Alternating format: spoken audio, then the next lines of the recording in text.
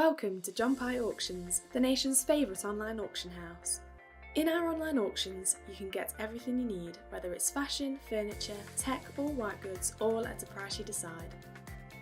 Auction lots include a mix of ex-display, clearance, end-of-line, retail returns, insolvency stock and failed deliveries, plus fully functional lots covered by a John Pye warranty. Bidding online is quick and easy, so visit johnpye.co.uk to place your bids today.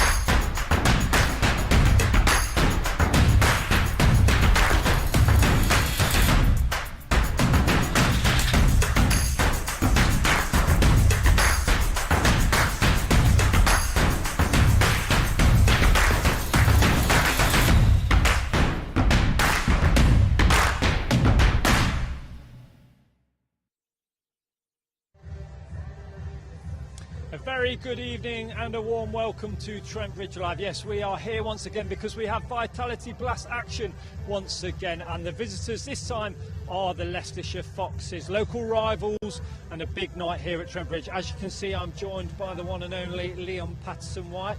I feel like I've not seen you for ages. How are you? How have you been? Yeah, been all right. Yeah, it's been quite a while, hasn't it?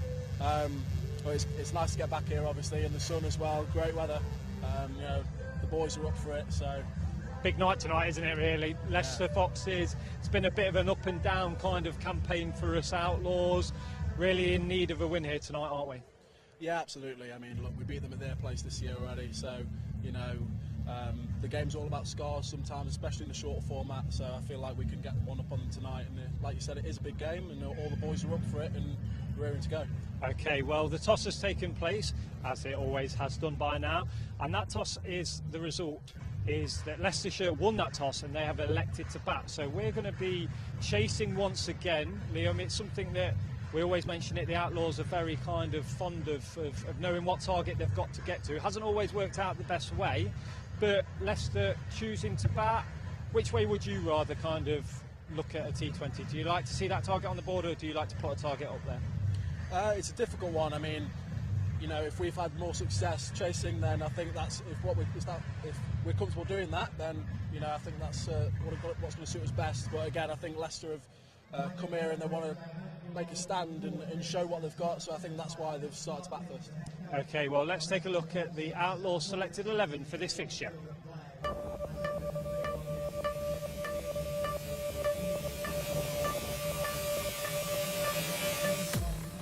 He scored 4,280 T20 runs for the Outlaws. It is the one and only Alex Hales.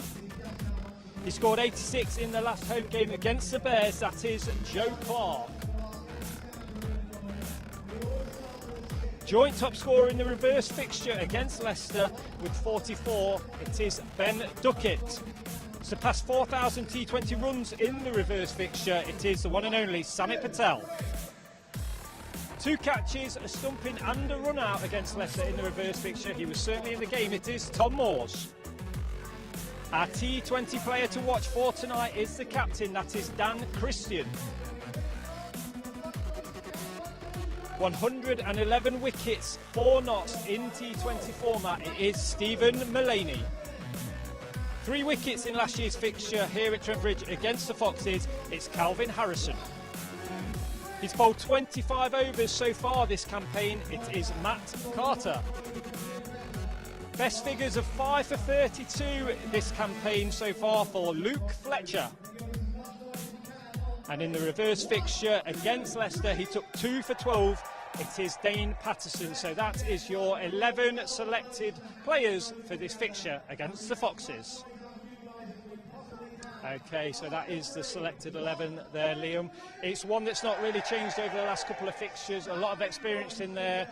Like I say, we've kind of had an up and down campaign so far. Is it up to those experienced players to maybe put their hand up tonight and say, look, you know, this is a game we really need to win, and I'm going to play a massive part in it?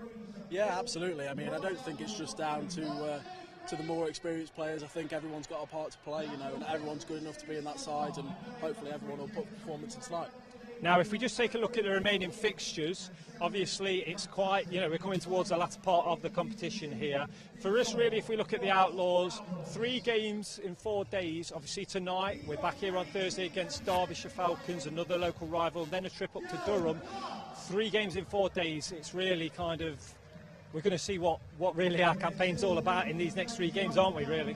Yeah, you know, it's like you said, it's a big 3 games. You know, again, the boys will be up for every single game. You know, they always are. You know, we haven't been at our best, but you know, it's definitely not our worst, and you know, we can do better. And we definitely will do better. That's for sure. I like that positivity, mate. I like that positivity. 5 games overall left, 10 points up for grabs. If we take a look at the group stage at the moment, it's still very, very tight. Obviously, that 4th spot there, currently held by Derbyshire, and we play them on Thursday, which means that's a massive game, obviously. But tonight's game is more important, first of all, because we need to get that victory. But it still shows you there's still a lot of points up for grabs. There's still a lot of teams that's going to, you know, change position in that. But we've got to remain positive over these next 5 games, haven't we? Yeah, absolutely. You know, all the backing from the fans is always quite positive when they're home or away. You know, all the boys feel that as well. You know, and it's also, it rubs off on us a lot. You know, we're going into every game with our heads held high, being really positive, really confident, and trying to outshow the other team.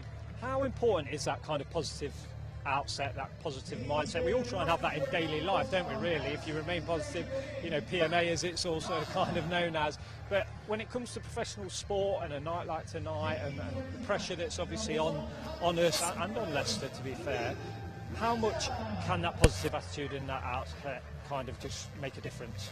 Yeah, I mean, I think it can give an extra 10-20% really, you know, to everyone, not just individuals, you know, and I think it'll push everyone to be better and make sure they perform tonight. Now, somebody that we have here at Trent Bridge is Chris Marshall. Obviously, he plays a massive part in that kind of our mentality, the way we talk about ourselves as a team as well. You know, just how much does he influence you as a person, but also the team in these crucial moments? Oh, he's a massive influence. You know, he doesn't discriminate, obviously, against anyone, but you know, he's a great person to be around, great person to talk to. You know, again, he adds another extra 10% to all the lads. You know, which is, he's a joy to be around, and again, he helps where he can, and you know, he's great. I suppose also for players as well, you're a professional sportsman, you have to sort of stand up and take that moment and grab it when you can, and kind of take the responsibility as well, don't you? Yeah, absolutely. You know, if you get an opportunity, like our mantra is, it might not happen again, play every game as if it's your last. You know, so all the boys will leave everything out there tonight, and you know, like I said, play every game as their last. Exactly. Now, as I mentioned when reading the team, a player to watch for tonight is the captain, Dan Christian. Very, very experienced. He's probably seen it all, travelled around the world, played Big Bash. Just very briefly, because the umpires are literally making their way out, he's going to have a role to play tonight, isn't he? Yeah, absolutely. I don't think just with the battle of the ball, really. I think just his experience, and he's been, like you said, he's been around a while. You know, he'll know what to do at the crucial moments. All right, well, you're going to be back at the interval, aren't you? But the umpires, the players are making their way. It's over to your commentary team tonight.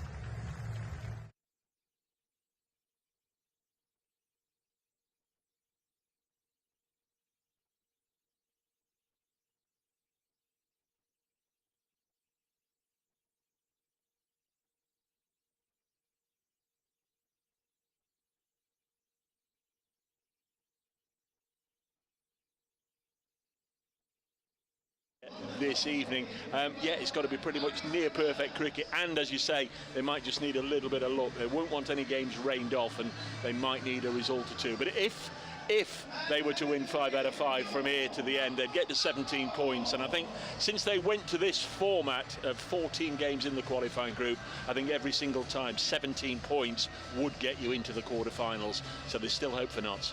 That is very definitely the target then. As Dave said, the players are out there. We think the players are out there anyway. We can just about see the pitch through all the smoke from the fireworks. So Leicestershire then it is who are going to have a bat first here in the bright sunshine. So Nottinghamshire are going to get us underway with the ball, and it looks as if it's going to be Luke Fletcher who's going to bowl at that first of the 20 overs from the Radcliffe Road end. So to begin commentary then on BBC Radio Nottingham, here are Paul Johnson and Brave Dacegird. Thank you very much. Luke Fletcher's just, I won't say he's marking out his run because he did that half an hour or so ago, and the old spray paint on the outfield, so he knows where he's going to go from. So we have got a second or two to bring Paul in. We've got Nick Welsh and Harry Swindles out there. The Foxes on a little bit of a high, Paul. They've won the last 2 matches. Yeah, they needed to.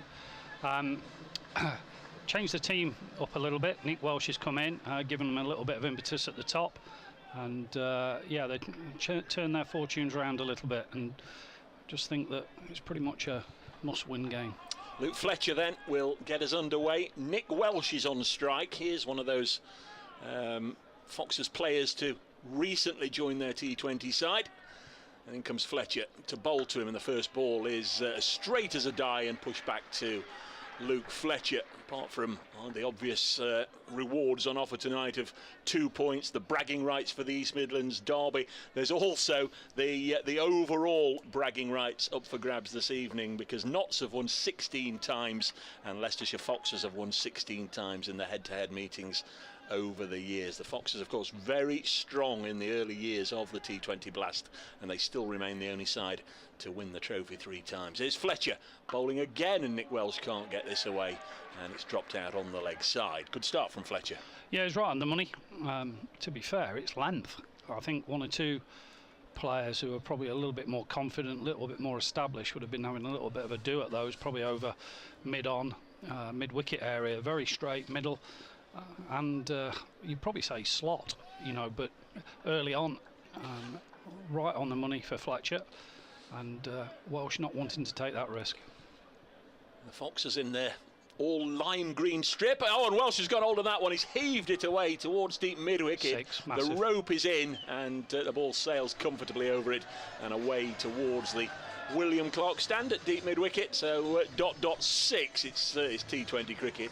As we've almost become to know it, although there was a little bit of that in the test match here last week when Johnny Bairstow was on strike. But nice looking shot, got underneath it and fairly safe to heave it out there on the leg side. Well, I reckon they're Groundhog Day, because I think if you looked out there, there'd be 3 white dots on the pitch where the ball's pitched within about a 10-pence piece of one another.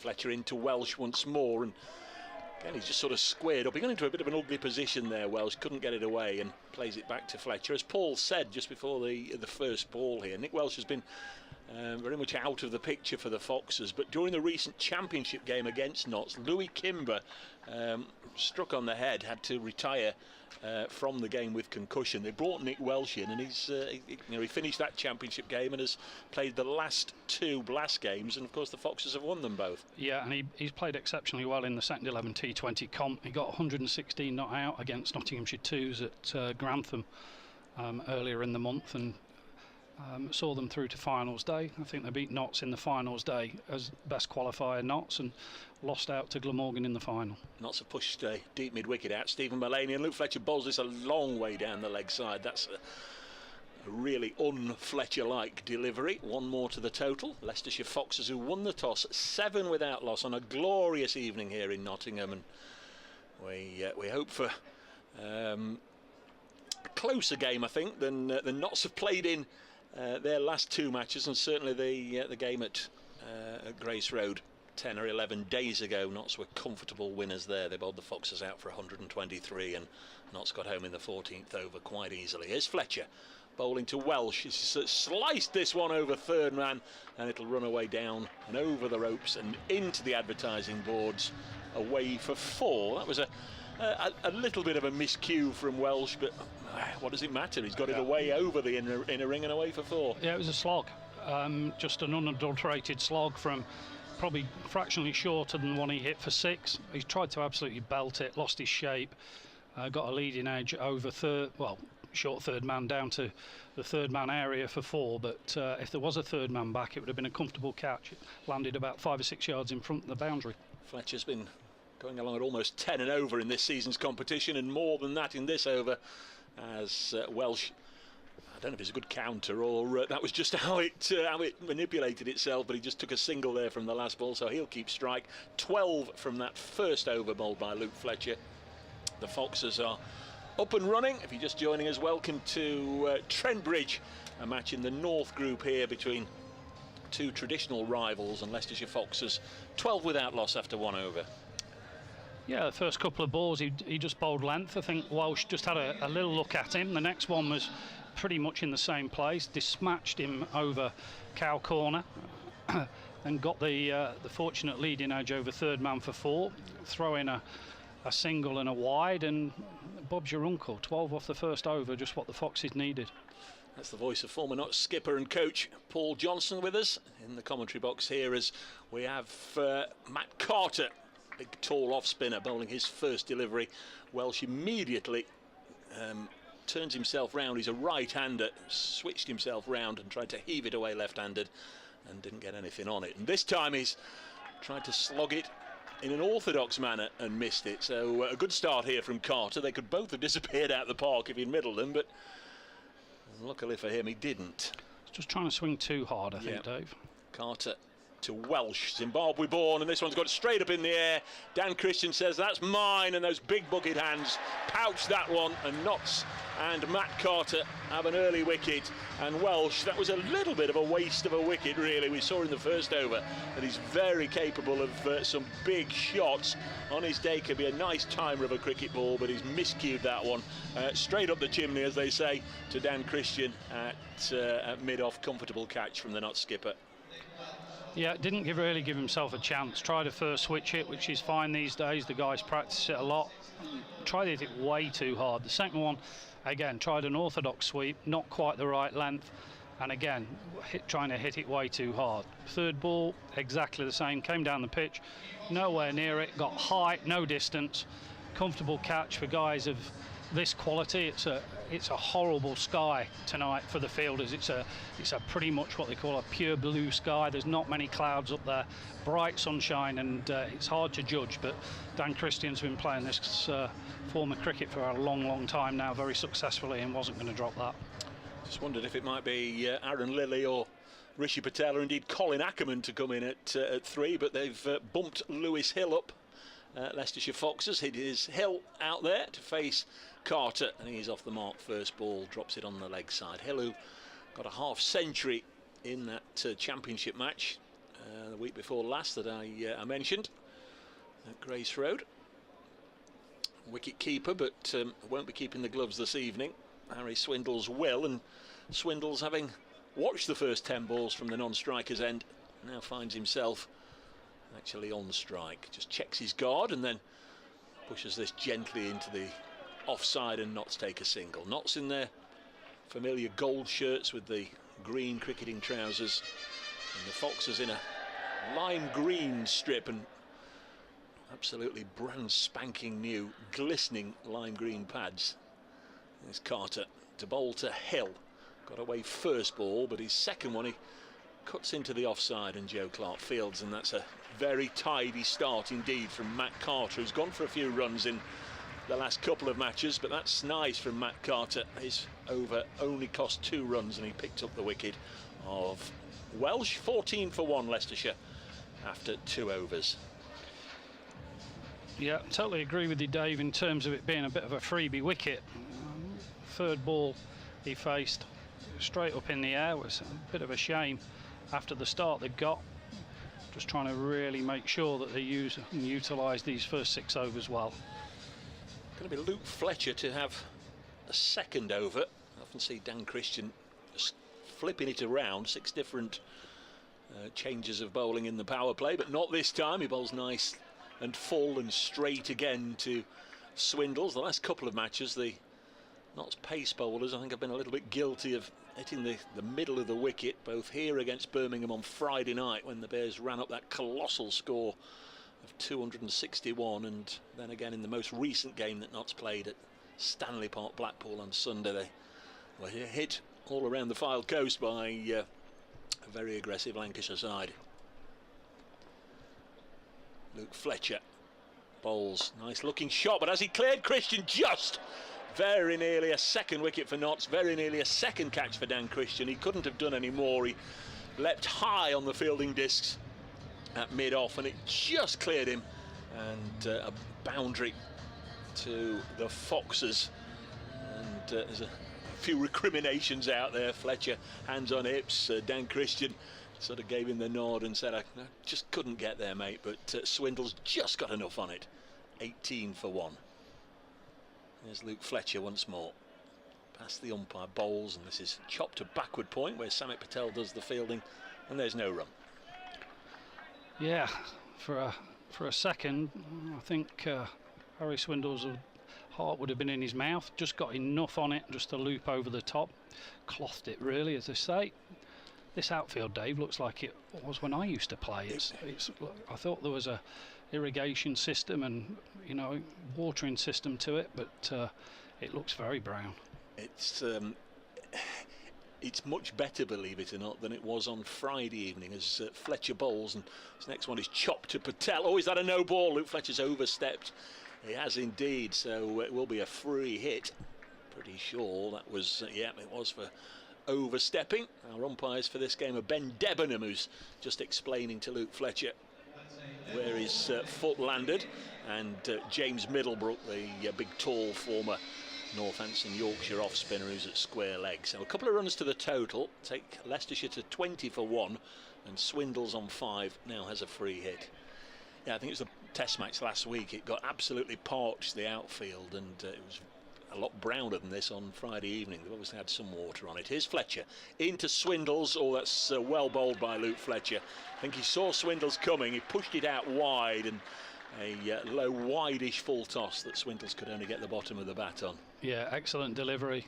I think he saw Harry Swindles backing away, and he just fired it in at the wide line, the blue wide line, and it was a low full toss, but in the end I think Harry Swindles did well to lay bat on it. It certainly wouldn't have been a wide, and got the toe of the bat to Ben Duckett at extra cover. 2 balls left in the third over. Leicestershire Foxes 20 for 1 against Notts. Luke Fletcher bowls, a delivery that's gone over high, the left shoulder, and Luke Fletcher's got away with that one. Both the batsman on strike and the one at the non-strikers end, Lewis Hill, both instantly looked towards the umpire in the hope that it would be called for a leg side delivery or even for height, but Fletcher got away with it. I think the line was okay. I just thought it was real tennis bally and high, but they call it a slow bouncer, don't they? Yeah, Just it was a loopy delivery. Final ball then. Fletcher to Swindles, who's on 5, nice and full this time, and it's just bunted out onto the leg side to Stephen Mullaney. A round of applause, I'm sure, will follow for Luke Fletcher. Popular man in these parts. 21 for 1 after 3 overs. I mentioned the 2 umpires. I should also mention, as it's Notts v Leicestershire in T20, the match referee is Will Smith. Think back, those of you old enough to remember, 2006 here, the final, the last ball of the match. Well, it's still contentious to this day. Will Smith on strike. Jim Allenby for Leicestershire bowled the ball. Was it above waist height? Wasn't it above waist height? A title rested on that decision, and Leicestershire got the verdict. Umpire said he couldn't see because the rain was in his eyes. In other words, he bottled it. Here's Samit Patel. Mr. T20 cricket for Notts, and indeed Mr. T20 cricket played more matches in this format than any other Englishman, and he's got a wicket first ball. Sometimes it's your night, sometimes it isn't. Swindles on the slog sweep, down on one knee. It was a lovely connection from the batsman, but he's hit it straight to Calvin Harrison at backward square leg inside the ring. Harrison's a tall man. He leapt but got both hands to it and clutched it in. Lovely catch. Samit Patel takes his 299th wicket in T20 cricket. The Foxes are 21 for 2. Yeah. You'd normally say a yard or two either side. You'd probably say another 6 inches either side there.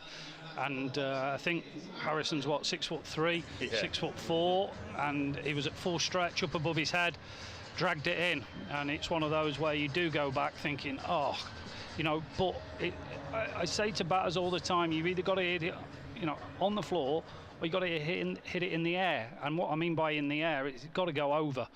And you know, the inner circle game, as long as you get it over the top of the inner circle, generally you get 4s, if not 6s. But you know, to hit it flat, there's always that chance. If you slightly mistime it, if your accuracy isn't quite there, then there's always a consequence. There's Samit Patel. What a start for him. Aaron Lilly is the new bat. Oh dear, that's as rare as hen's teeth, because he just pushed it fairly gently to Dan Christian, the Notts skipper, and somehow it's he's looking at his in fact he's actually wringing his finger, Dan Christian. I hope it hasn't just nicked it. I wonder if he's actually cut it, but it wasn't hit with any power at all, and somehow he's missed it, just got the finger end to it, which is still ringing. 22 for 2. Aaron Lilly then off the mark. First ball. Still often think of him as a former Lancashire player, but I guess he's been at Grace Road now about 7 or 8 years. As Patel bowls. Next one is hit away through that offside, and that was close to Christian as well, but it has gone for a boundary, and Lewis Hill is on to 5 from 3 balls faced. Another welcome boundary to the Foxes, who really can't afford to lose another wicket in the power play. But at the same time, you've lost a couple, and you need to make sure that you're not wasting these 6 with what firepower Notts have got. 26 for 2. Next ball. This time it's cut straight to Joe Clark, and there's no run. 26 for 2. It's amazing the bad balls don't go for 4. Good balls that they turn into bad balls tend to go, but a real rank long hop hit straight to cover. There's Patel. 5th ball of his first over, and reverse sweep has gone straight to Harrison, who fizzes it back into the gloves of Moores, and there's no run. Leicestershire did have a little bit of a period, 2017, 2018, 2019, where they became Notts' bogey side each time, although Notts were on each occasion going along strongly in the group. The Foxes came here and won. Patel bowls and mistimed from Hill, but he'll get a single ending that Patel over. 27 for 2. Samit Patel, 1 over, 1 for 6. 27 for 2 after 4 overs. Notts have won the last 3 meetings here. They played twice in 2020 behind closed doors, the group stage match, and then they won a quarter final on countback, wasn't it? We were here commentating together on what was it, the highest score at the end of the 6-over power play, and Notts won comfortably here last year. Yeah, that was the game with the misfield out there, wasn't it? And then the misfield it should have been 1, and they got 2 off the last ball as well. Was it Imad Wasim who hit it for Notts and Dieter Klein with the misfield? Yeah, and Aaron Lilly let one straight through his legs that should have been 1 out at deep mid-wicket. It went for 4, and it flipped the game in Notts' favour in such a short period of time. Here's Dane Patterson, the South African former Test player. There is talk that may well make the South African tour party this summer. Let's have a see. He starts with a ball that's worked through mid-wicket. Hales is after it, but the ball is going to win that race. And as I said in the previous over, sometimes when you come on, your first ball can almost define how the over or the spell is going to go. Samit a wicket first ball. Dane Patterson clipped away for a nice looking boundary. 31 for 2. Well, what I liked about that was just a proper cricket shot. You know, you'd have played that in Test match cricket, county championship cricket, any format of cricket, and it wasn't a slog. It was just a really beautifully timed shot from a ball that was half volley, middle and leg, and you know, it's what you tell everybody to do. Get your hands through it, make sure you're on top of it, and hit it on the floor. Beautiful shot. There's Patterson in once more, bowling to Hill, who's now on 10. He's clipped this one onto the leg side. Will fall 1 bounce in front of Joe Clark. And they take a single. 32 for 2. Dane Patterson's just played in 5 of the matches so far. He's taken 6 wickets, economy rate of 10, best figures of 2 for 12, but he only bowled a couple of overs on that occasion. 32 for 2, the Foxes. And we're into the 5th over. Sorry, Dave, that looked for all intents and purposes when he hit it, that was going straight down Joe Clark's throat. Must have just plinked it a little bit. Went about 2/3 of the way out there, and Clark ran round on the 1 bounce. But as he hit it, he just thought that it was going to go straight down his throat. One fielder out on either side for Aaron Lilly. He's on strike now. He's nicked that, and Tom Moores has got it on the half volley. A fancy. It was good work from the keeper, because that could so easily have gone away for 4. Don't think, Paul, I know you're a very hard taskmaster. I don't think Tom Moores could have done any more, or do you think he could have got a glove under it? No, not at all. I think he did exactly what he could have done, and he did it very well, because those sometimes spoon off your glove and flick off down to third man, and with that third man and fine leg both up, it would have been 4, but he did very well. There's Dane Patterson. In again to Aaron Lilly, who slams this with plenty of force, but picks out Christian at mid-off. He hit it so quickly, so hard, that it got to Christian very quickly, and there wasn't the opportunity to take the run. I think Aaron Lilly will think he's missed out there. That was a half volley, not a full one, and he sort of clothed it, even though it went quickly. His hands came over the top of it and hit it a little bit like a tennis forehand top spinner.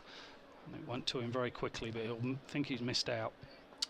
Patterson runs away from us at the Radcliffe Road end, and this one's skewed up in the air. Matt Carter can't quite get there. It's fell between Carter inside the circle and Calvin Harrison coming in from the fence over at a very deep backward point, and a little bit of fortune there. The analysts have such a lot to do, don't they, Dave, in terms of where they have fielders and so on and so forth, where the ball goes. But if you're talking about a traditional field here with a third man, Notts would have had 2 catches down there now. Yep. Last ball of the 5th over. Some very decent players still to come. Colin Ackerman, Rishi Patel, Vian Mulder and Ben Mike amongst them.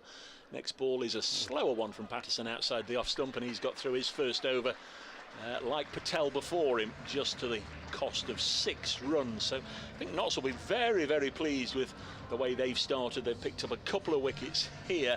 Nick Welsh out, caught by Dan Christian of the bowling of Matt Carter for 11, and Harry Swindles caught by Calvin Harrison from the bowling of Samit Patel for 5. More from the former Notts skipper Paul Johnson, and then to pick up commentary, it'll be Colin Frey. Yep, Notts very happy, going for 12 off the first over.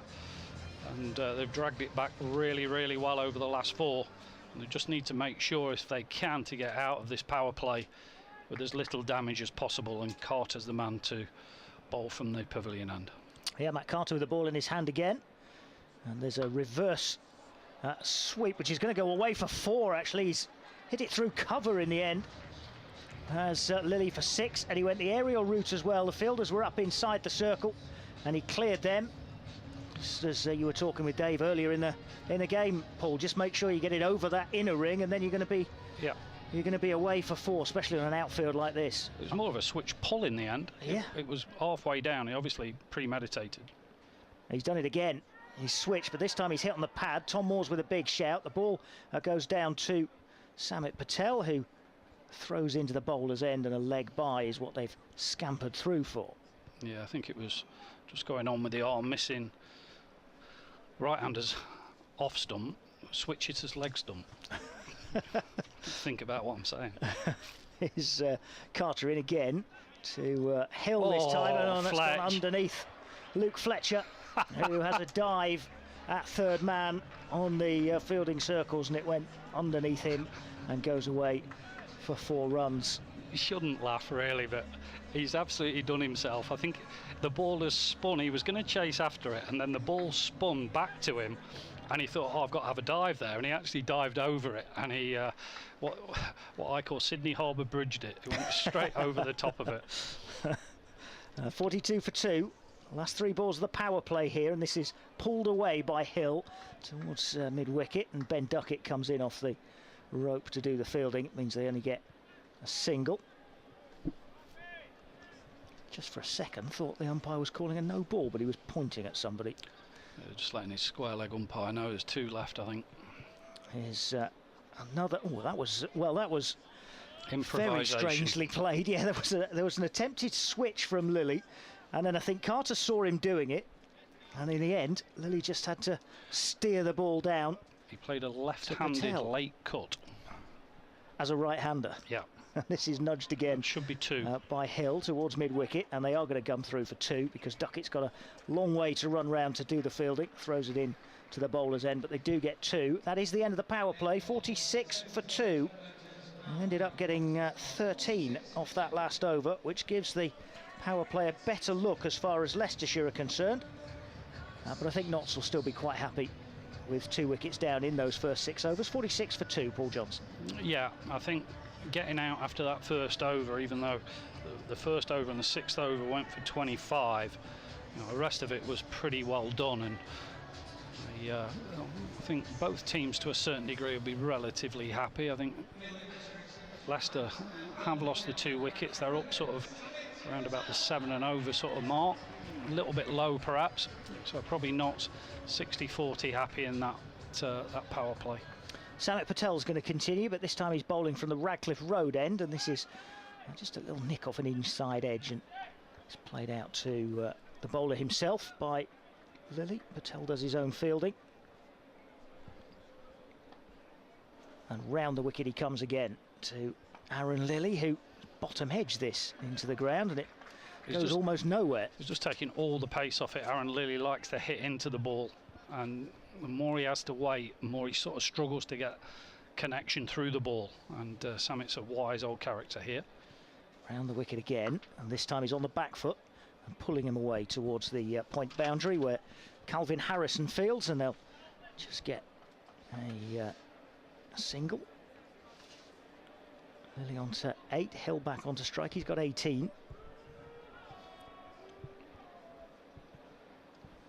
Samit Patel already with a wicket tonight. This one's given a little bit of air and it's just nudged down to backward point for a single.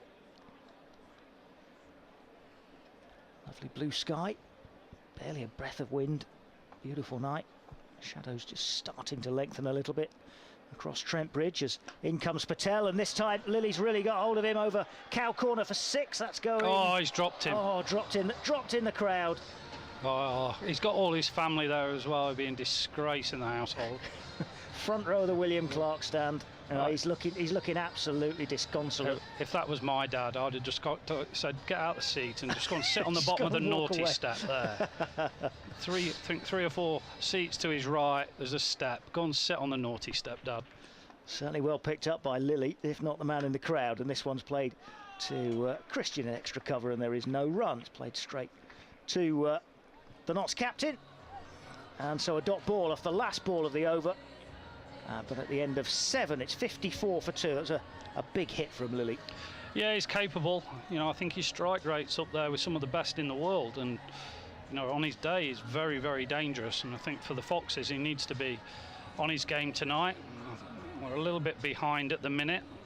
I really think tonight, even though it's one of the first times you can say we're right in the middle of the square, pretty much. And there's no short boundaries. It looks like they've pushed the boundaries back a little bit tonight. If you hit a 6, it would have been a 6 pretty much on any ground, and that went miles, and that would have been 6 on the old oval. But here tonight, no real short boundaries. There's always a Smith Cooper in that corner a little bit, but they're decent hits tonight all over the ground here at Trent Bridge.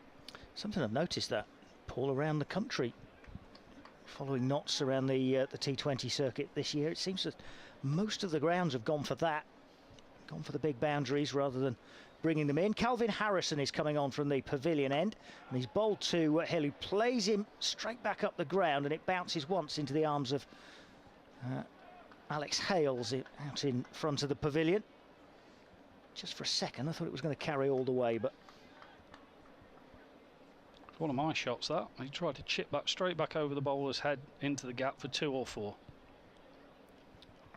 Here's Harrison again into Lilly, who's just sort of curling this one round to mid-wicket with a flick of the wrists almost.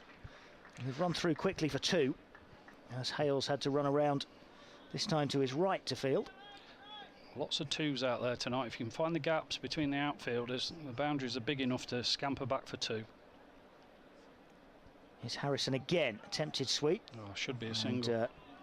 The non-striker Hill came halfway down the pitch before being sent back by Lilly, who'd been wrapped on the pads. But coach's nightmare, this, because if he gets out this ball, he shouldn't be facing this ball. Let's see if Notts can capitalise. 57 for 2 is the score. Halfway through the 8th over. Here's Harrison. And Lilly plays him up towards long on, or mid on, and long on has to run in from the fence. That's Hales again, who's been busy in this over. Just a single. 58 for 2. Good over so far from Calvin Harrison. Couple of balls left yet though. Lewis Hill is on 20 from 14 balls so far, and he's had a swish at this outside the off stump. It's a bye, I think. Yes, I was going to say, did it hit anything? No, I think it actually bounced off the wicket keeper in the end. Yeah.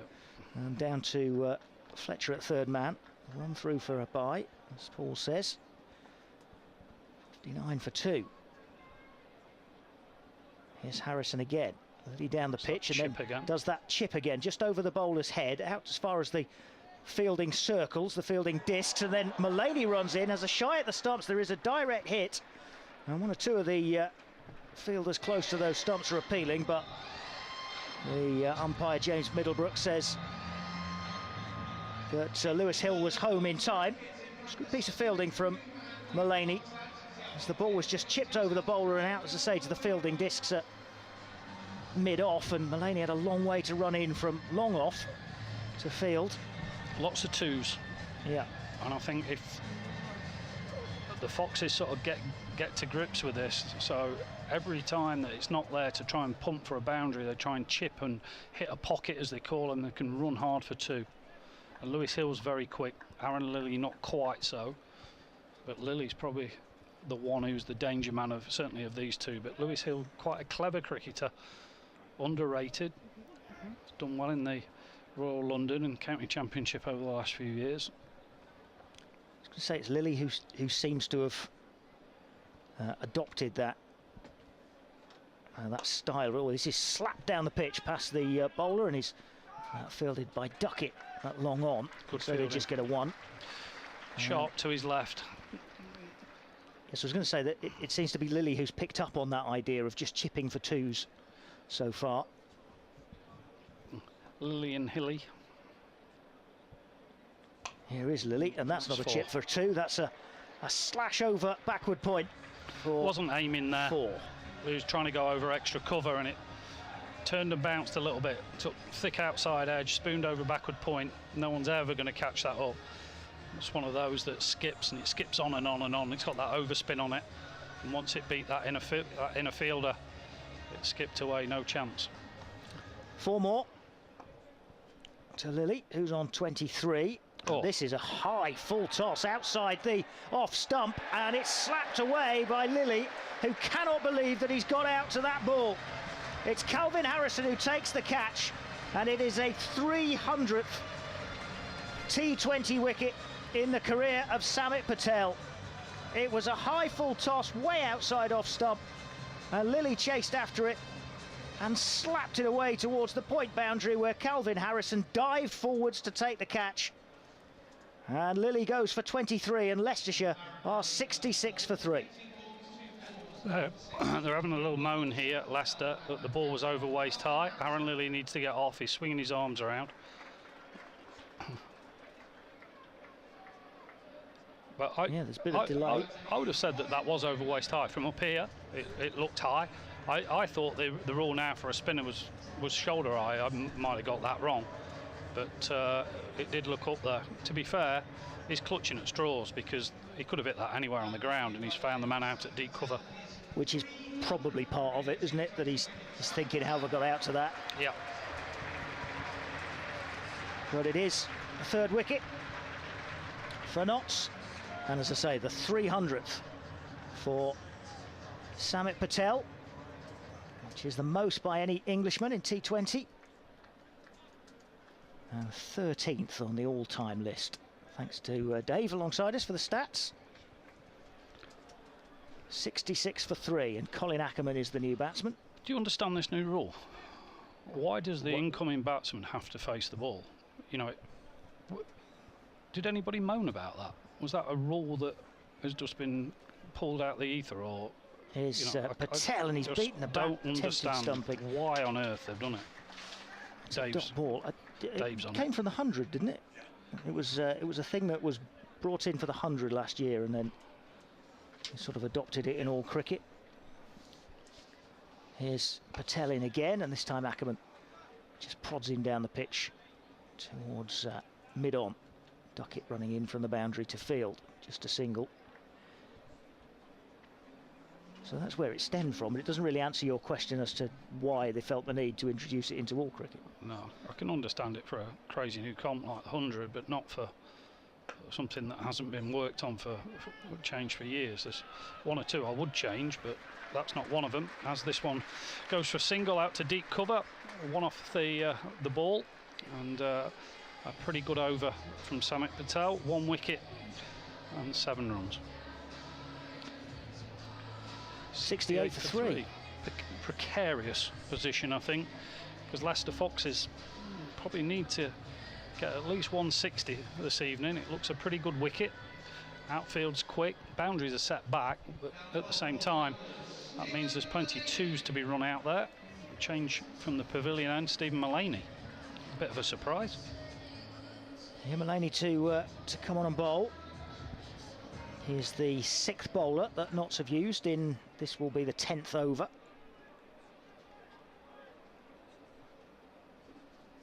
And well, here's an unusual sight. You've got a bare-headed wicket-keeper, Tom Moores, with neither helmet nor cap behind the stumps.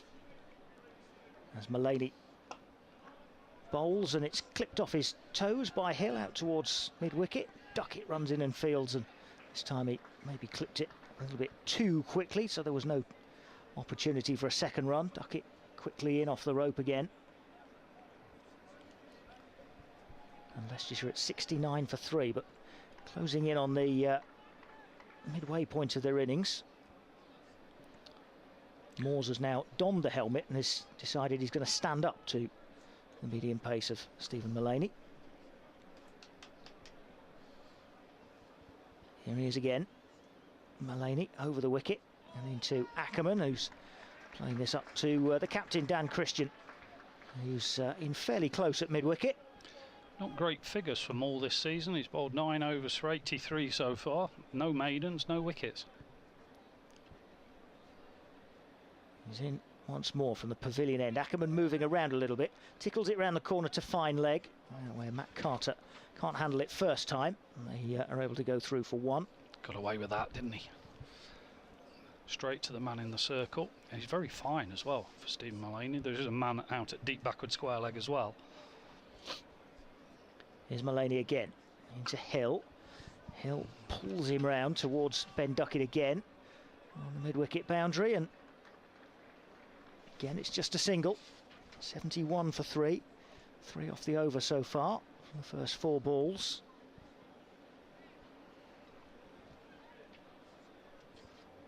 Seems to be a night maybe for pace off the ball. Mullaney coming in with his medium pace. This is chipped up. Oh, straight to Dan Christian, who can't take the catch at mid-wicket. I think he was up early. Christian bends down, can't quite believe he was unable to take the catch. It was pretty much straight to him, but you're right, he almost seemed to be on the way down as the ball was up over his head. Yep. From Ackerman. Ackerman gets a life. It's like that corner that comes in, someone gets in early and they just can't hang long enough and they're on the way down. There's a chance. 72 for 3. Now there's an appeal for LBW, who's well forward though was Hill, and they go through for, must have got a bit of bat on it as well, because it's not even a leg by. And that's the end of 10 overs. It was an eventful one from Stephen Mullaney. It was a good one from Stephen Mullaney, only 5 runs coming from it, and almost a 4th wicket as well. Unable though Dan Christian to take the catch. Halfway, Leicestershire Foxes 73 for 3. You're listening to BBC Radio Nottingham's coverage of this T20 encounter at Trent Bridge between the Notts Outlaws and the Leicestershire Foxes. After a quick word from Paul Johnson, commentary continues from Dave Bracegirdle. Yeah, dragged it back well in the last 5 overs. After that 6th over, which went for 13, the next 4 have only gone for 27, and they've lost a couple, sorry, just the 1 wicket in that period, but a good drag back in the last 4 overs. Calvin Harrison it is to bowl his 2nd over. His first went for just 6 runs, and First ball is reverse swept for a single by Lewis Hill. Well, what can we say about Samit Patel that hasn't already been said? 300 T20 wickets, almost 220 of them for Notts. Played all around the world, of course, for many of the franchises. Been Mr. T20 in this country. That's a terrific landmark to get to. This one from Harrison down the leg side. Fletcher will do the fielding and keep them to a single. Patel played in the very first year of this competition in 2003 and still going strong in 2022. There's Harrison again down the leg side, and that's just been lapped away nicely. And will it go all the way? I think it will. Yep, just clears the rope. Nicely played by Lewis Hill, and just picked that up and deposited it between the boundary rope and the advertising boards down there at deep backward square for 6. Yeah, it took probably a yard across his stumps, exposed them all, and almost played like a flick over Luke Fletcher at short fine, and exposed probably the short. It usually is here though, Dave, isn't it? Down to the Smith Cooper, the shortest boundary, so just went a yard or so over the boundary. Good shot. 81 for 3. There's Harrison again on the pads, and once more it's been nicely tucked away. It should be cut off, and has. They'll come back for a second run. Is that Dane Patterson out there? I think it is. We have had Joe Clark on that side of the field. I think that's Patterson who's yeah, you're right. Who's moved over the position that Joe Clark normally occupies. 83 for 3. Foxes have been strong away from home, and we're seeing that form again this evening. They've won 4 of their 5 away trips, and once more behind square. Oh, he's done well there. Again, Dane Patterson, that's one of those that watch the spin and bounce off, but he's done well. I can remember one earlier in the season, Dave, down here that I did, and he went all the way round one. Forget where that was, but certainly here. But he managed to scoop that in. It was very tricky.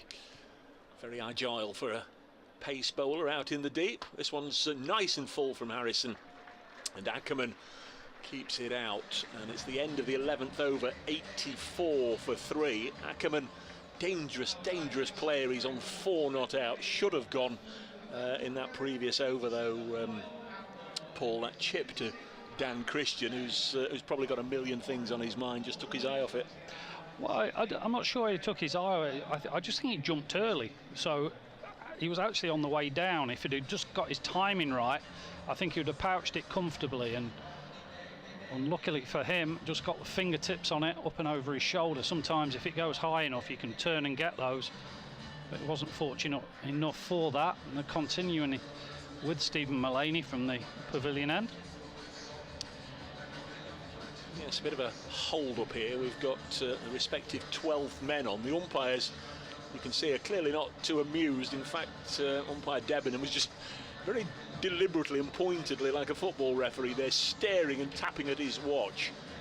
84 for 3, but yeah, Lewis Hill in particular has been out there for quite a while. You can understand him just wanting a change of gloves and a towel off. I'm not so sure about Ackerman, who's only been there a wee while. He's had a tough evening, Ben Debenham, hasn't he? Just give him a little bit of leeway. You know, he's on the walkie-talkie now. You know, he's got hands on hips, blah, blah, blah. Yeah, it's a nice show. Just let him have 2 minutes.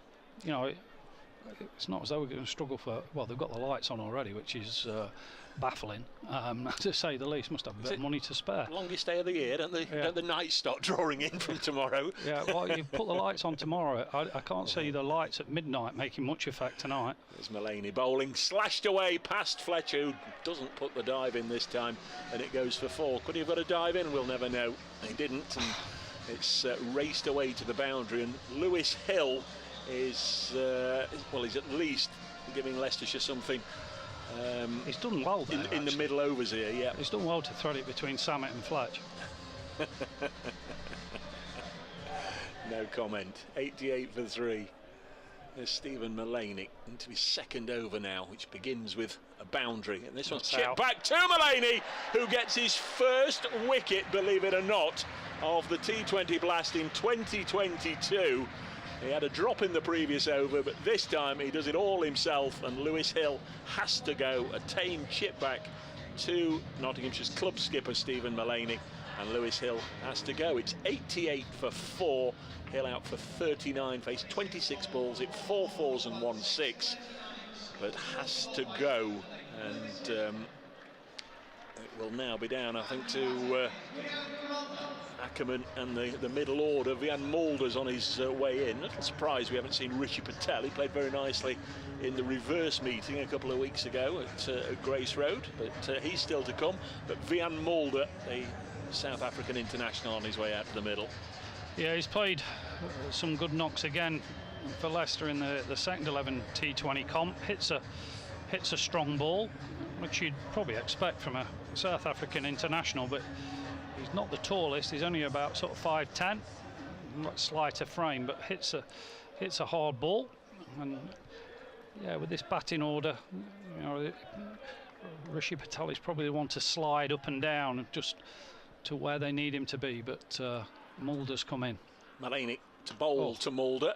That's bounced. Well, he chipped that one to down the ground to a wide-ish long off. Had there been anybody up inside the circle at mid-off, had been straight to him. Yeah, just rolled his fingers over that, as Mull does, and seemed to really bite and tennis ball into the pitch, and he got top of the bat straight back past him. Ackerman only has 4, now make that 5 as he drives it this time along the ground to deepish mid-off. A little bit shorter, but those cutters just seem to be gripping and bouncing a touch. 90 for 4, the Foxes. 2 balls left in the 12th over. Won the toss, opted to bat first. It's Mull to Mull, Mullaney to Mulder. Shot. This is hit nicely. Straight down the ground. Will it be cut off? It's been tracked back by Alex Hales. That's brilliant work from Hales. And, well, it's right in front of the Leicester dugout there. They would have had a good view of that. I think there'd have been 1 or 2 protests had there been anything a little bit iffy or fishy. But everybody seems quite happy with it. So, well done, Alex Hales. A lovely bit of work on the road. 2, hasn't it? Yep. 92 for 4. As Mullaney in once more. This time a mistime drive by Mulder. Down to the far end, 93 for 4 after 12 overs. Mulder on to 4, Scully has 5. Ackerman playing the Scully role here. 93 for 4.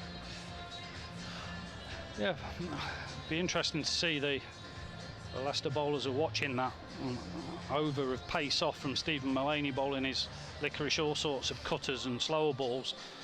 Quite a few of those seem to really grip and bounce, so looks like it might be the way to go. Instead of bowling seam up, trying to get that ball to swing, to bowl cutters and slower balls into this pitch. Been saying it looks new though. Have you been out there, Dave? Is it a brand new strip? I've not, but I think you're probably right. Yeah. There's Calvin Harrison. Been saying all the way through the blast that Stephen Mullaney should be bowling a little more. He's only bowled 9 overs in total in the 9 games previous to this one. There's Harrison. That's a nice looking cricket shot from Mulder, but he did it straight to Hales, who unusually for him just couldn't quite take it cleanly. Quickly got it into the hand and fired in a return, which was just off target. Yeah, he's gone round, and you don't see these days. You know, Alex Hales as a young kid was pretty gangly and uncoordinated. You know, he's worked hard on his field, and he'd be upset with that. He's an excellent fielder now. He really is. It's not what you want though. First ball of the over as Harrison bowls and will field off his own bowling, because he just sprinted from the far end. Of course, he's the one, as you say, he's now an excellent fielder. He does both ends as the long journey, and he just got here in time for the first ball of the over, which was hitting his direction, and he just got a little bit of a bobble. 95 for 4. Harrison bowls, and let's see if Alex can take this one cleanly. I'm sure he will. And spears it down to the other end, bouncing it into the gloves of Moores. That's something else that the umpires often get on their high horse about, bouncing the ball in. Well, they certainly do if you do it from the inner circle. I think from the outer circle you're allowed 1 bounce, as long as it doesn't bounce a second time. That's something else they get on the umpire's police siren about. 96 for 4, down on one knee goes Ackerman, and he's bisected Clark and Patterson, the 2 leg side fielders for the Outlaws, and that will take the Foxes on to 3 figures, 100 for 4. And there are, as you'd expect for a local derby, a good number of Leicestershire supporters who've made the journey, and they're just getting behind the side a little bit. 100 for 4, certainly a platform for a decent total. Yeah, I think Colin Ackerman's got the brightest pads on you've ever seen. Yeah. They are luminescent. Next delivery on its way from Harrison straight into the pads of Ackerman. Both these guys are just pre-delivery from Harrison, just backing away a foot outside leg stump, and he's got his head up and he's following them nicely actually, and just cutting them down for the room. They want room to go over extra cover, and I think if they stand still they can make hay in the short boundary. Next delivery, here it comes. Oh crikey, He's got away with 4. Ackerman has inside edge this past the stumps and down to the pavilion fence, almost at long stop, past Tom Moore's, and it just raced away. Outfield lightning fast. A couple of boundaries in that over, and the Foxes move on to 104 for 4 after 13 overs. Hope you're enjoying the coverage here from Trent Bridge, BBC Radio Nottingham, bringing you Notts Outlaws versus Leicestershire Foxes, and wherever you're joining us, whether it's in the local area on BBC Radio Nottingham or further afield on 5 Sports Extra or via the BBC Sport app, you're very welcome to a sunny Nottingham on the longest day of the year with Colin Fray, myself Dave Bracegirdle, and former Notts skipper Paul Johnson. Mullaney bowling a third one on the reel, Dave. You know, you said early on that we've oddly seen him bowl, and then on the back of that you very rarely see Dan Christian. This is a really see that fielding position, incredible. Christian almost behind the umpire. He's very, very straight, and Mulder drives to extra cover where Christian normally fields, but Samit Patel's there. He is on the circle. It's where if it rained, it's where you'd put the sawdust. It's a straight mid on. Yeah, well, it's very straight mid on. It's almost straight behind the umpire. Yeah, for that little chip. Here's Mullaney in to bowl to Mulder, who's chipped it over. He's Dan gone Christian. straight over. He's clapped him. 60. Look. They're just checking. It has gone for 6. It has indeed. I would have a. I think he's actually clapping his bowler. Yeah. Because he's bowled it in the right place for him to go where it is. I would have a silver sixpence. I love this. That had you been batting, you'd have said, he's in my eye line. Can you move him, please? Well, I think that's why he stood just outside. 110 for 4. Mullaney bowls again. Nice looking It's shot 2. again from Mulder. Hales will have to come round and do the tidying up. Saves the boundary, but there's 2 runs. And you could almost leave him a little bit wider now, Hales, couldn't you, where Christian is, and say, right, go on, hit me over my head, and then if it's not slightly there, he'll drag it around to where that ball's just been hit. Yeah, just moved him 3 or 4 yards wider. For those that haven't got the pictures, we're playing almost in the centre of the square, very close to the test strip that was in use last week, and this one just out of reach of the diving Christian in that position on the fielding discs, on the 30-yard fielding discs, as straight behind the umpire as he dare be without the batsman saying he's in my eye line, and Christian had to dive to his right and very, very nearly got there. 113 for 4. Yes, Mullaney has been very sparsely used in the previous matches, but often he's come on and the first over has gone for 12 or 13, and we've not seen him again, but he's got a wicket. Ackerman is bowled. Ugly sort of innings from Colin Ackerman, summed up by an ugly looking shot, and he's had his stumps knocked akimbo, one pointing east, one pointing west, and the middle one left where it is pretty much. And Mullaney has bowled Colin Ackerman, yorked him with the batsman heaving across the line. It was no sort of shot at all from Ackerman, and he's paid the price. 13 he made, faced 12 balls, and the Foxes are 113 for 5. Yeah, not his most fluent of innings, and yeah, you summed it up pretty well there, Dave. It was ugly, it was, you know, I suppose scratching around a little bit, and you know, not what we're associated with Colin Ackerman. Normally is free-flowing, pretty pleasing on the eye. None of that tonight. It was just one of those nights for him, and brings in the man who we said has been floating up and down through the order, Rishi Patel. It's not really bad averages in T20 cricket, but he's averaging just under 20 in this year's tournament. 19.7, played every game, 1 half-century, top score of 57. Found himself coming in at 7. Pretty sure he came in at 3 in the reverse fixture at Grace Road. So a different sort of role here. There's still Ben Mike to come, Rian Ahmed, the exciting young spinner, Callum Parkinson, who skippers the championship side now, and of course Naveen ul Haq. I'm sure we'll talk about him a little more when he's got ball in hand. Here's Mullaney bowling to Patel. It's been a very, very good night indeed for one Patel.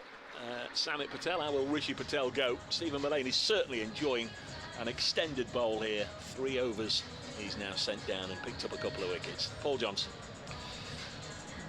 Seems to have worked the trick, Stephen Mullaney. I think a lot of the bowlers will be looking between now and the end to bowl with pace off and bowl cutters into the pitch, slow it down a little bit. Seems to be the way to go. He's done a good job since he's been on. It's going to be Samit Patel to bowl out. 3 overs, 2 for 21. Samit Patel. This will be the 15th over. Foxes were bowled out inside their 20 over allocation at Grace Road. Patel starts with a delivery that Ben Debenham says is just too wide. So 1 to the extras column, which leaps on to 6, and 1 to the Foxes. 114 for 5. Patel reloads, and this one is missed by Mulder. Goes through to Tom Moores. Yeah, Phil is missed out there. Probably, again, just try to hit it a little bit too hard. Just lay back on it. You've only got 1 man to beat at backward point there, and it's away for 4. Patel bowling to Mulder. Drives into the offside, and Dan Christian again got, let's say, got a bobble, but certainly a misfield, and they take the single. Just thinking there of seeing Vian Mulder and Tom Moores together. And unfortunately, at Grace Road in the championship match recently, a delivery from Mulder flew off the bat handle and hit Tom Moores on the Adam's apple, and he had to retire hurt on 81, which was a real old shame. Thankfully he's okay now. This one is run to backward point. In comes Patel, and he beg your pardon, in comes Stephen Mullaney. Patel can't do it at both ends. Yeah, he would have been. Patel bowling. It was Mullaney rushing in at backward point. Couldn't pick it up. So 2 bits of sloppy fielding. Yeah, you know, the second one was always a run, so the first one was just a half volley in front of him. It's tricky to pick up. Mulder on 17. Just looking for the big shot there, but it didn't come. Drives it down the ground instead to Hales. I don't think Notts will be overly concerned at the moment. Makes a nice change for them, really, after seeing Birmingham bash 260 here on Friday, and Lancashire almost smacking every other ball out of Stanley Park and into the nearby zoo on Sunday. This is a good shot, though, from Rishi Patel. He will drive it low and hard through extra cover past Calvin Harrison for 4, and that was a much needed boundary. Yeah, wide half volley, got what it deserved, really. Dan Christian had come in probably 10-15 yards closer to Patel to try and stop the single in the rotation. Mulder was playing strong shots, but he's hit it past him. There's Patel, final ball of his stint. This one's chopped away, and they won't get a run. So Samit Patel finishes with 2 for 29 from his 4 overs. Remember, he earlier picked up his 300th wicket in this format. And once again, a very generous round of applause from the Trent Bridge faithful. Top scorers so far for the Foxes: Lewis Hill, who made 39, Aaron Lilly 23, 13 from Colin Ackerman, Nick Welsh 11, and Harry Swindles 5. Will there be more wickets to fall? We'll find out in just a moment when Colin Fray picks up the commentary. Thank you, Dave. It is Stephen Mullaney who's going to bowl from the pavilion end, so he's going to bowl out. Yeah, not often you see that for any bowler in T20 cricket, but here comes Mullaney. Couple of paces down the pitch for Mulder, and then a little stroke up towards misfield again. Yeah, Dan Christian can't grab that either. Fortunately for him, they didn't come back, but that would have been really sloppy. He was in that straight position again. Yeah, he is for Mulder, because Mulder hits the ball really rocket straight, and if he just mistimes it, it's not a bad position at all. First time I've seen it. He's gone back into mid-wicket this time, and he's going to have a shy at the stumps. First time hits it, and that is a run out, and Rishi Patel is gone. He went to mid-wicket, did Dan Christian, to do the fielding, and it was hit not quite to him. He had to run in to take it, and then he dived forward with a little underarm shy at the stumps, took the stumps out the ground, and Patel goes for 5. Good piece of fielding from Dan Christian this time, and it's 122 for 6, and not starting to get on top now, you feel? Yeah, just a steady trickle of wickets, isn't it, that are just holding the Foxes back. That was just an absolute miscalculation. I think he thought he just got a little bit more on it, and the ball not only popped up towards mid-on, it actually looked like it just spun and went towards the fielder as well. It just had a little bit of a kick off the square, straightened up a touch, went in beautifully for Dan Christian, who didn't fumble this time and found the stump. So for the night he's had in terms of 1 or 2 misfields and a drop catch, has made up for it there in quite a sharp, nice little run out. His momentum was taking him forward as well, didn't he? And then he dived, and he was actually, by the time he'd finished his dive and extended his arm to throw it, he wasn't actually very far from the stumps, was he? So why can Mulder face this ball? Is it different off a run out to a catch then? Yes, because they crossed on the run out. Yeah, but even still, why? You know, it's baffling. I don't know. Here's Mullaney, and he's into Mulder, and Mulder is playing this through the covers, but it won't get all the way because Joe Clark runs around. There's a misfield from him as well. He shies at the bowler's end anyway, and it's taken by Mullaney, who whips the bails off, but the batsmen were home. It's unusual misfields from unusual fielders tonight. Yeah. Seen Alex Hales not take one cleanly. Dan Christian 2 or 3. Bobbles. You know, it's pretty carpet-like unless it's on the square in the footholes. Here's Mullaney into Mulder again, and that is going to get past Samit Patel. He needed to dive extra there. Cover, and it's gone through for 4. That's just a dive. You know, he's escorted that through him, and mid-off is 20 yards round to his right. You know, you can't just olay it. You know, it's poor cricket. 128 for 6. Mulder 25. Mullaney into him again, and he's driven this a little bit straighter. It's actually gone straight up towards long off this time, so they are only going to get 1 for it. As Dane Patterson, I think it is right up there. Yes, it is, in front of the scoreboard. Throws in just the 1 this time for Leicestershire, who in the last 5 overs badly need somebody to come off here. Maybe it'll be Mulder. He's got 26 from 17 balls. You need to get up to 160 at least. Just gives you a little bit of something to go at if you can get a good start, but it can soon be punching holes in that. Mullaney's last ball of this spell is driven straight back to him by Mike. He's unable to field it cleanly. It sort of bounces off him. They do go through for a single, and that's the end of the over. It's 130 for 6 after 16, and Mullaney's figures 2 for 32 from his 4 overs. A couple of wickets then for Stephen Mullaney, who feel a lot happier about that, and actually gets a decent stint with the ball tonight, being able to bowl out his overs. Yeah, he's done very well, and the slower balls and cutters have worked quite nicely and bought him a couple of wickets and a run out. I know that doesn't go to him, but he forced it in terms of the tightness he'd been bowling. And, be interesting to see now. There's a bit of a debate who's going to finish up. Harrison's coming all the way out from deep cover to take over the bowling here at the Radcliffe Road end. No, they've had a change. Yeah, so looked like it was going to be him, didn't it? And taking his cap off and everything. But Dane Patterson is it that's coming now from deep backward square leg to bowl this over.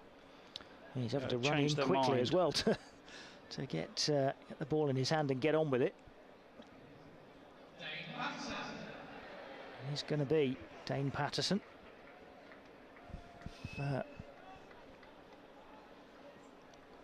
Patterson only bowled the 1 over so far, and it only went for 6. Yeah, I think we'll probably had a look at the batsman that's in, and these two tend to really give spin bowling a bit of a crack, so they probably changed their mind on personnel at the crease rather than who they thought probably would and should have bowled the over. It's quite interesting here. Where is...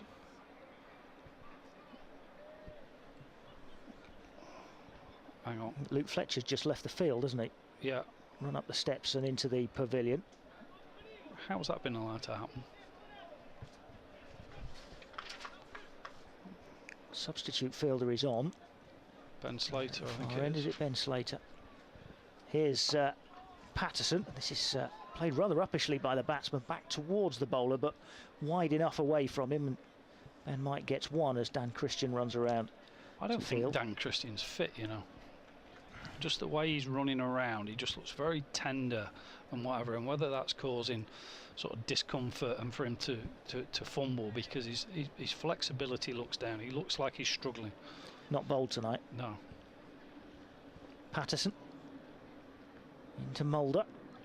Mulder drives this straight up to Dan Christian, who fields this one cleanly enough.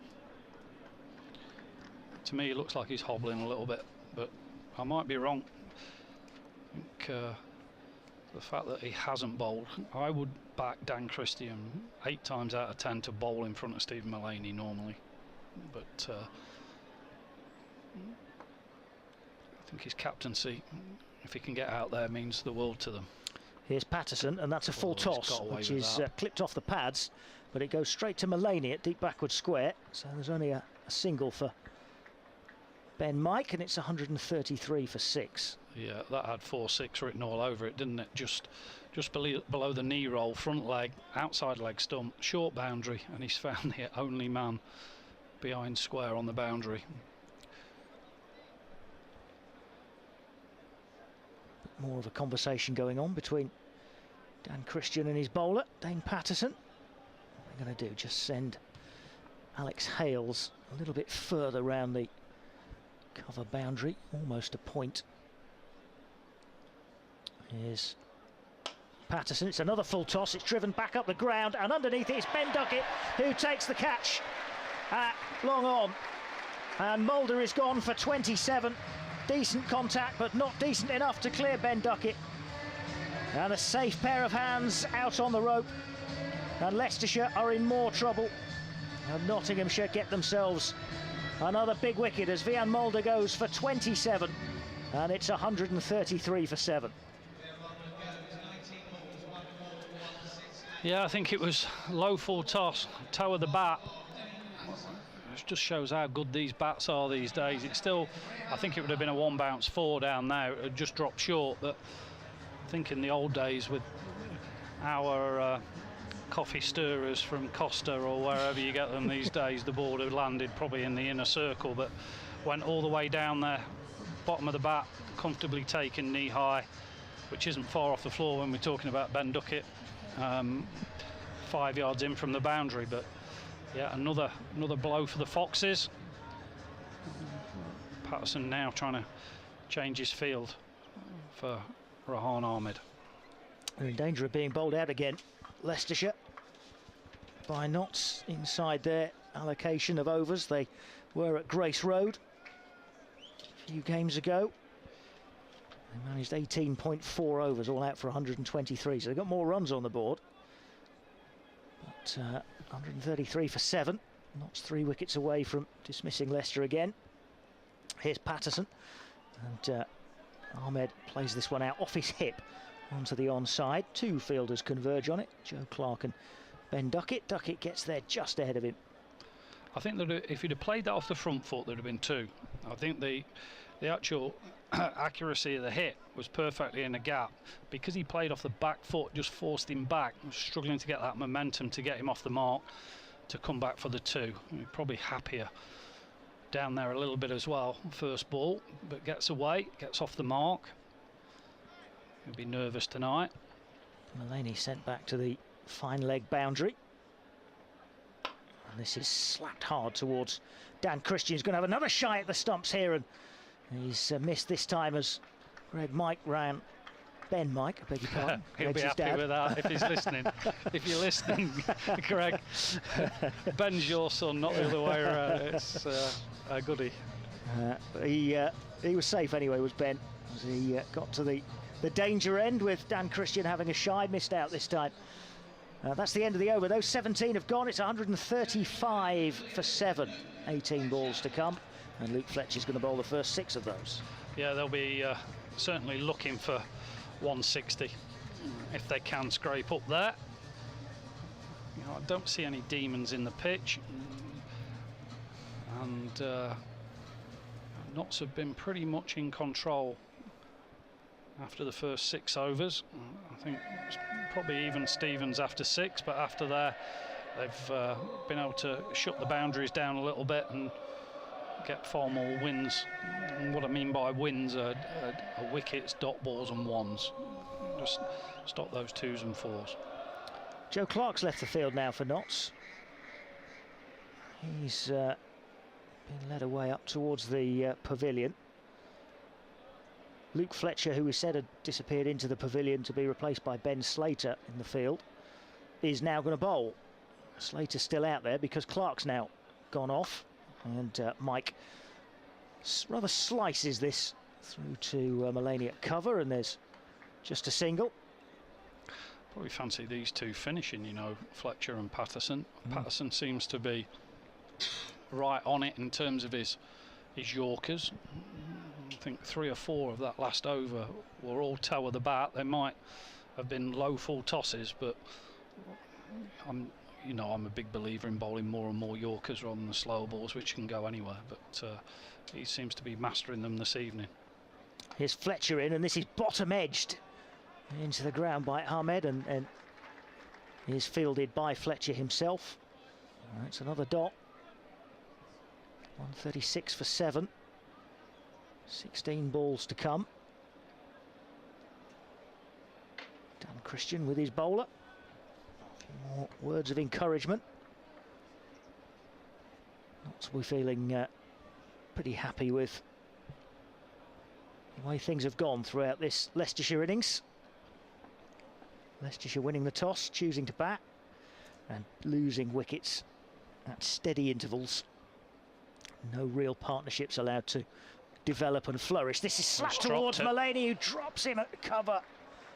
It was a very, very low chance, and it was well hit by Ahmed. It never went more than a foot above the ground. It may have died just in front of Stephen Mullaney, but it's a drop.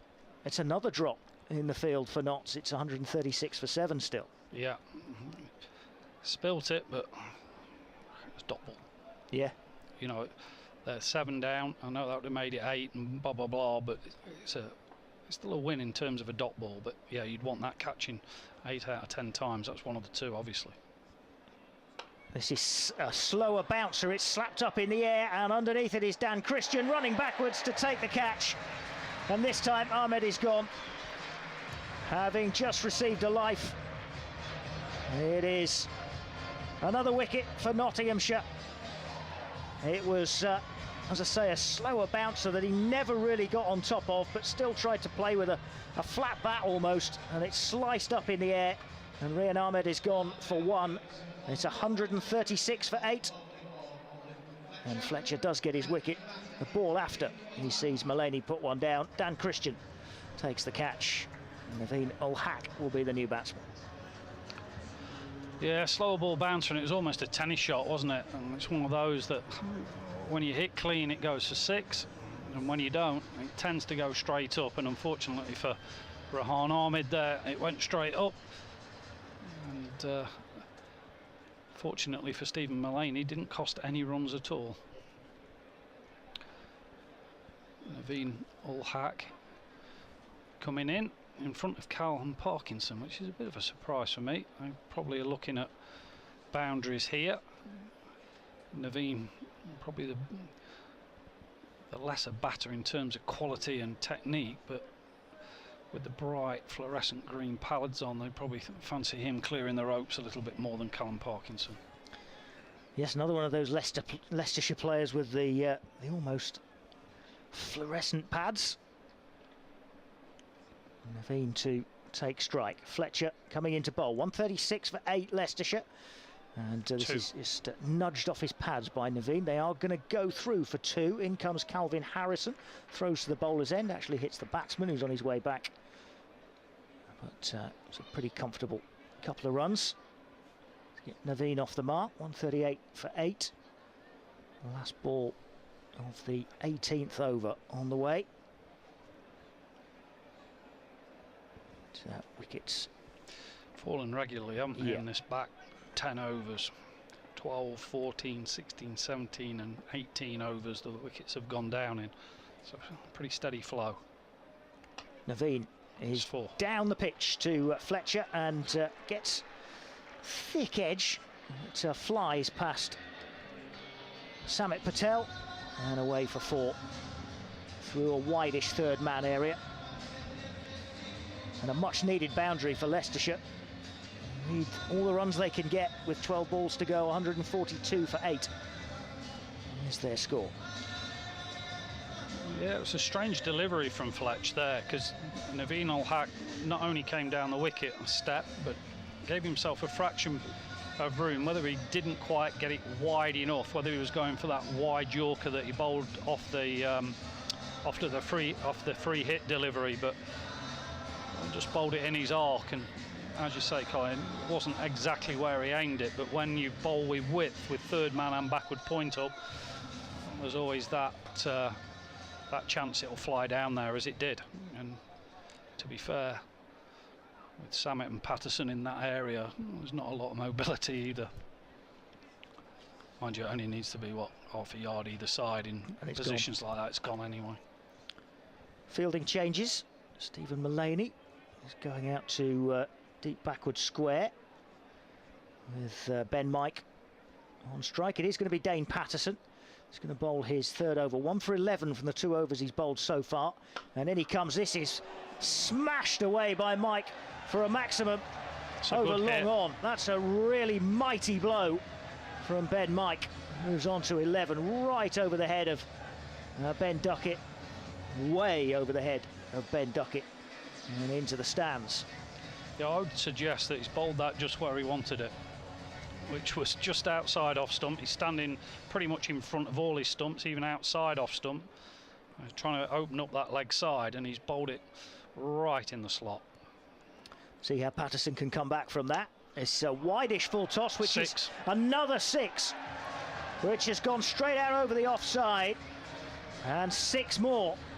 He's dangerous, is Ben Mike, and he's just standing way outside off stump, and instead of standing his ground this time, he's just backed away. And what I mean by back away, he's gone into a conventional position, so he then goes on to about what you would take when he had 2 legs.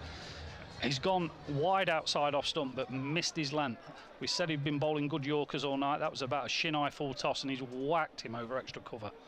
2 6s in a row for Ben Mike, and this next one is played out towards the cover boundary where Alex Hales fields on the first bounce.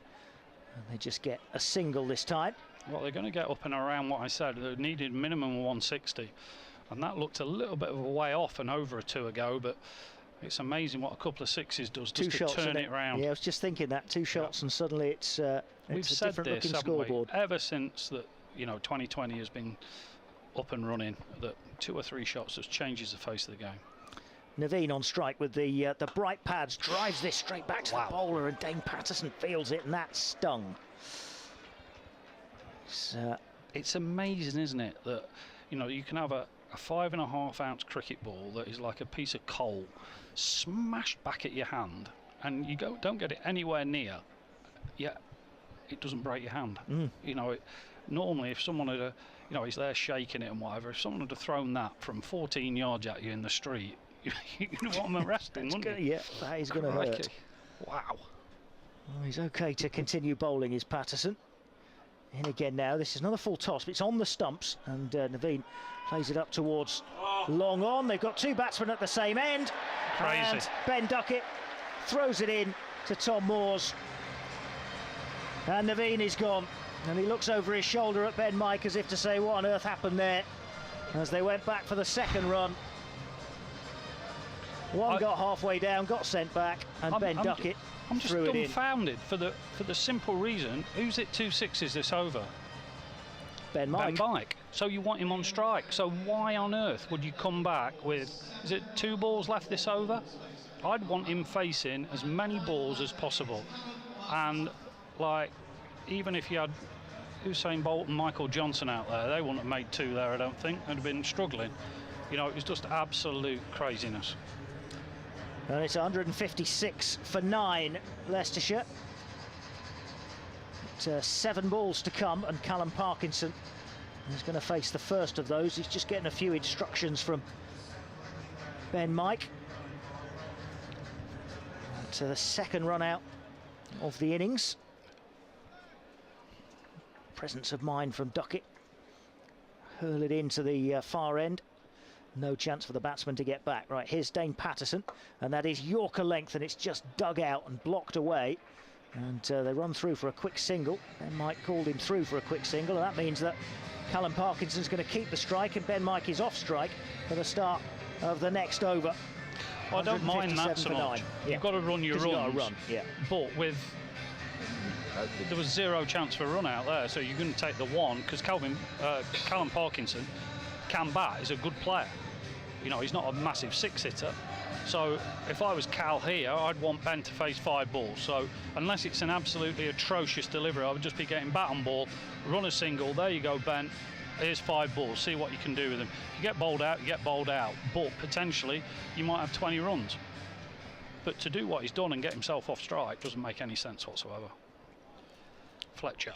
Luke Fletcher then to bowl the final over. Leicestershire trying to get through. 20 over allocation against Notts, which they couldn't do at Grace Road. 6 balls away from doing it here. They've got more runs on the board to defend this time. 157 for 9. Fletcher is in. That looked like a slightly shorter run up from Fletcher. It's played back down the pitch by Parkinson, and they get that single, which brings Ben Mike back onto strike. He's on 18 from 8 balls after those 2 consecutive sixes off Dane Patterson in that previous over. A few words from Dan Christian for the bowler, Luke Fletcher. Discussions about who's going where. Yeah, offside field just changing around a little bit as Mullaney goes out to point. And Dane Patterson is out on the cover boundary. Fletcher into Mike.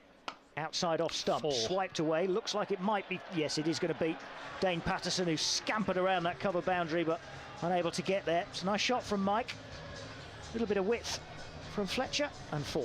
Yeah, just missed his length, a touch. Again, shin-high full toss. These bats these days, just incredible. They just ping off, and he only had to go around probably 6 or 8 yards at deep extra cover to his right, and it was past him. So Leicestershire reached their 160, 162 for 9.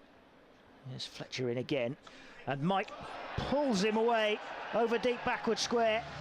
Missed his length again by, which is rare for Fletch, probably 2-3 foot there. It was probably knee roll, just above knee roll, full toss, and he's just swung it around. And it doesn't really matter how big your boundaries are. If you miss it by that far, you're going to disappear. And someone of Ben Mike's strength and stature, he's going to hit it all the way. This is what we're saying, needed him to face more balls. It didn't make sense. Helped it a long way for 6. Here's a slower ball bouncer from Luke Fletcher, which is pulled away round to mid-wicket. And they're only going to get the 1 as Ben Duckett fields. It was pretty inevitable after missing 2 Yorkers on the reel. He'll go for a slower ball bouncer. He's got a wicket with that this evening. So it was telegraphed. Field set nicely for it, and it rocketed out there to Duckett in front of the Larwood and Vose stand. He's got probably one of the better arms in the side, and can't really afford to miss out on 2 or 3 balls by getting run out. 2 balls to come. Luke Fletcher, another slower ball bouncer. Parkinson has a swing and a miss. It goes through to the wicket keeper. They've run through anyway for a bye, which gets Ben Mike back onto strike. Moore's tried to run Parkinson out at the bowler's end, but was wide of the target. We mentioned early on, didn't we, there was a massive wide down the leg side. I think it was in over, might have been even in over 1. And I wrote in the top corner of the score sheet, run. You know, you can run straight through to the keeper there, but a massive wide where he's diving down the leg side, you don't run. I think it's those little 1%ers that can make all the difference. Last ball, 170 for 9. Here's Luke Fletcher. He's knocked it in, a slow bouncer again, and this is pulled straight to Ben Duckett at mid-wicket. And Mike goes for 29 off the last ball of the innings, and Leicestershire are all out for 170. Had to go for it, he was enticed into it, and of course it's the last ball, so he's always going to go for it. But it's straight to Ben Duckett. Clean pair of hands from Duckett. took the catch, and Luke Fletcher gets the wicket off the last ball of the innings. 170 all out as Ben Mike goes for 29. And Notts will need 171, so some good hitting from Ben Mike late in the innings for Leicestershire has set them a target that looks defendable. But I think Paul Johnson at the halfway point of this match, Notts will be the happier team. Yeah, very much so.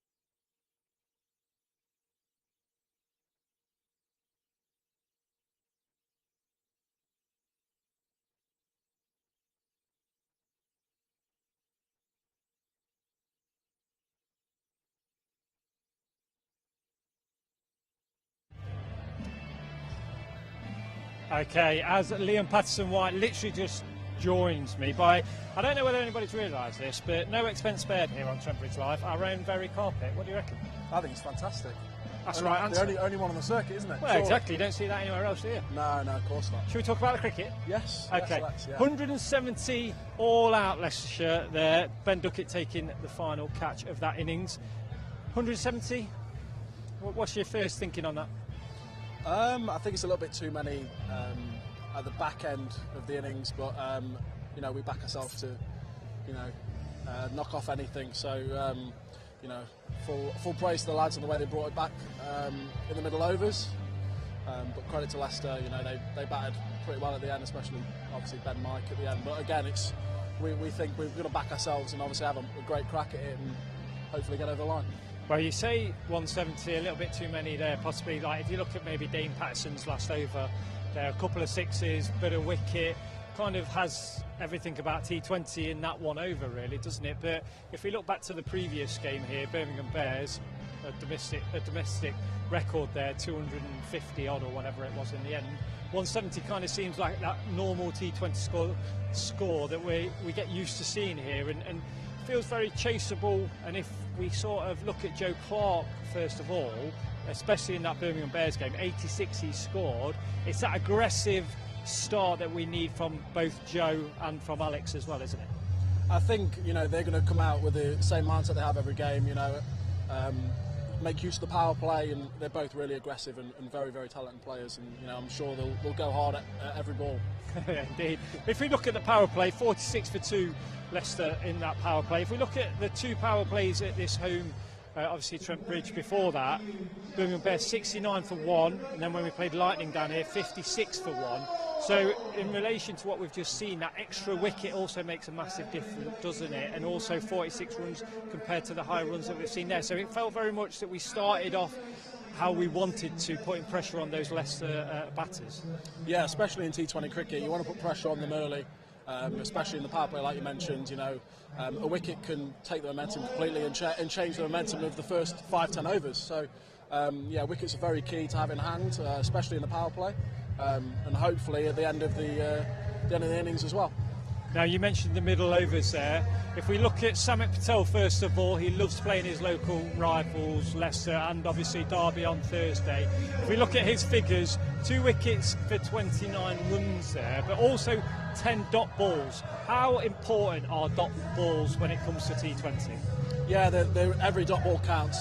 If you can nip 1 or 2 here or there, it's fantastic, but credit to Samit the way he bowled again.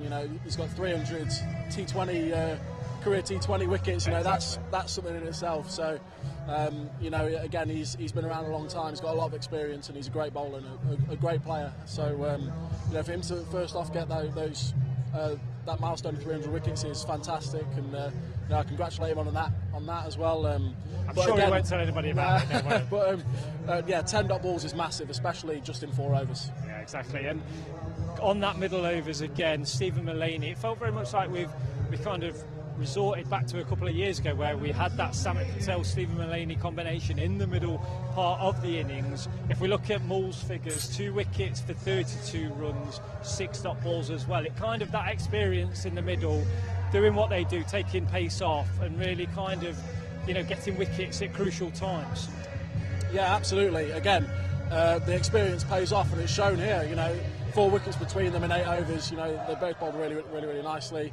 Gone at 6s, 7s, 8s, which is about right here, I think. But again, experience tells the tale here, and they bowled really well. Okay, so 170 for Leicester, 171 the target. If I said to you, Liam, that Outlaws against Leicester have played each other 35 times, where do you think it swings? To Notts or to Leicester, and who's won more?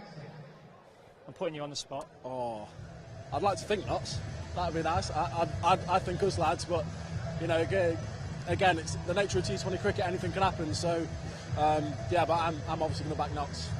Well, it's actually they've both won 16 times.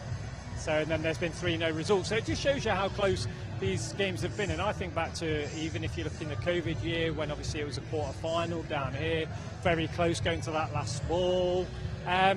From Notts' point of view, they've obviously experienced a few losses here, and I think back to the Birmingham game as well. They came out and up to I think the 13th, 14th over, we were ahead of that score.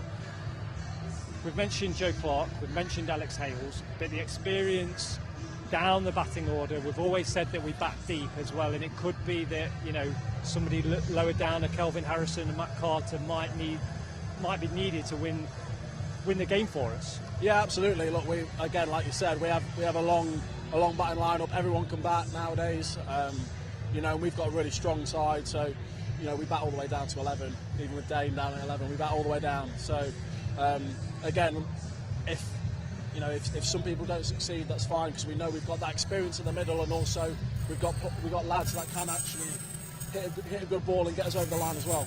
Is this where maybe Dan Christian's captaincy comes into it? Assessing the situation as we go.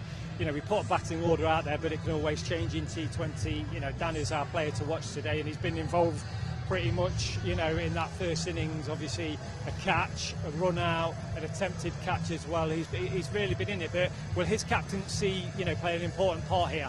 Yeah, absolutely. He knows the ground like the back of his hand. Knows the dimensions, and knows exactly who to bowl and where, and again, it's that experience that completely pays off here. Indeed. Well, thank you very much for joining us. It's been very nice to see you. The umpires have literally walked over the rope, so it's time for me to hand you back to Dave, Colin and Paul.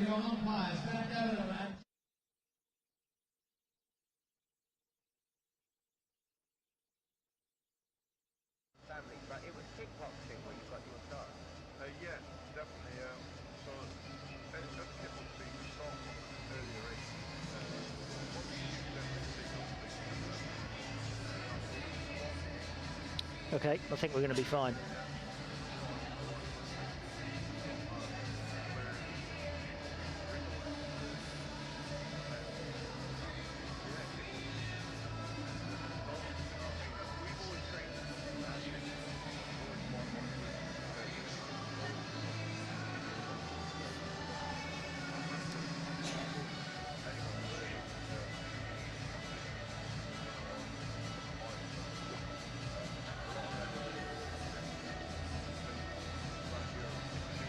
Okay, we're going to be fine. Taking to the field, defending 170 are Leicestershire Foxes. Basically, I was having to walk past fighters, and I was competing in the mix with them guys, beating them, you know what I mean? So I knew I didn't want to walk around again. Yeah, not great.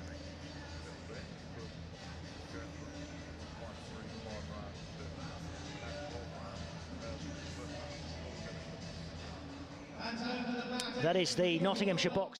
Chad Sugden from Newark, who is going to fight Joel McIntyre for the English light heavyweight title next month. And you can hear the rest of that interview by listening to BBC Sounds and just search for In the Game, which is our nightly sports show here on BBC Radio Nottingham between 6 and 7 every weekday night. And you'll hear from a mixture of sporting guests throughout the course of the week, as well as a reflection of the sports news of the day as well through the course of the summer here on BBC Radio Nottingham, where tonight we are concentrating on the T20 cricket between the Notts Outlaws and the Leicestershire Foxes, and the players are back out in the middle as Nottinghamshire are preparing to begin their chase of 171 to beat Leicestershire. Pretty much must win for both of these sides. Going to be a little bit tense out there, unless Notts, that is, can get off to a flyer through their power play overs. Callum Parkinson is going to bowl the first over for Leicestershire, who made 170 all out. Last man, Ben Mike, caught in the deep off the last ball of the innings, and Parkinson preparing to bowl to Joe Clark. Joe Clark and Alex Hales, the opening batsman for Notts. Here is Parkinson, and Clark turns this off his hip, but there is a man at just backward point, and there is no run off the first ball of the innings. Shadows lengthening diagonally across Trent Bridge as we look at it from the Radcliffe Road stand, and this is cut into the covers by Clark, the next ball, and the fielding is done by Vian Mulder this time, and it's 2 dot balls to get Leicestershire underway from Callum Parkinson. He comes again from the pavilion end, bowls to Clark. Again, Clark is cutting, but again it's fielded on the offside. This is Nick Welsh, and it means 3 dots to start things off, which, given the way Clark and Hales have started some power plays, is a decent feat from Callum Parkinson. This one's dug out towards long on, and they get a single to get themselves off the mark. Paul Johnson's alongside me, Colin Fray, in the commentary position. Good start for Leicestershire. Yeah, genius as well that their marketing department picked this green that you can't see on the outfield. It must be tough for the batters to see where the fielders are. They're blending in. Hales to face his first ball. Callum Parkinson, and this is played nicely, driven nicely up towards long off for a comfortable single, which they sort of trot and walk through. Nicely middled from Hales for his first ball. Total onto 2, but quiet first over so far. Can Parkinson get out of it? Clark comes down the pitch and drives him up towards a wideish mid-off area. There's a slight misfield, but it's not going to cost them any runs. It is another dot ball. It's 2 without loss at the end of the first over, and well bowled Callum Parkinson. Yeah, got away with a couple there where I thought they could have certainly rotated him for possible 2s into the leg side, but managed to find the fielders. Naveen ul Haq comes on at the Radcliffe Road end. Interesting action, Colin, this. Have you seen him bowl before? Yeah, saw him bowl at Grace Road the other week. Interesting. And he's done well. You know, in terms of wicket taking, he's done well. In terms of runs per over, probably not quite so much. But if you wanted someone to change the course of the game, this is the guy that they turn to. So it'll be interesting to see how many overs he bowls in power play, and when they reuse him, he's probably the key to their success in the field. In he comes to bowl to Alex Hales, and Hales plays him out onto the offside, where the fielding is done by Lewis Hill. Hales smashed the Leicestershire bowlers all over the place at Grace Road for 44 in 16 balls. Yeah, they chasing that low total, it kind of got the job done early on. Everybody up on the offside. Yeah, and they had deep square leg back and mid wicket back. Deep square leg has just come in and they've gone long on, so it looks like they're going to try and cramp Alex Hales for room.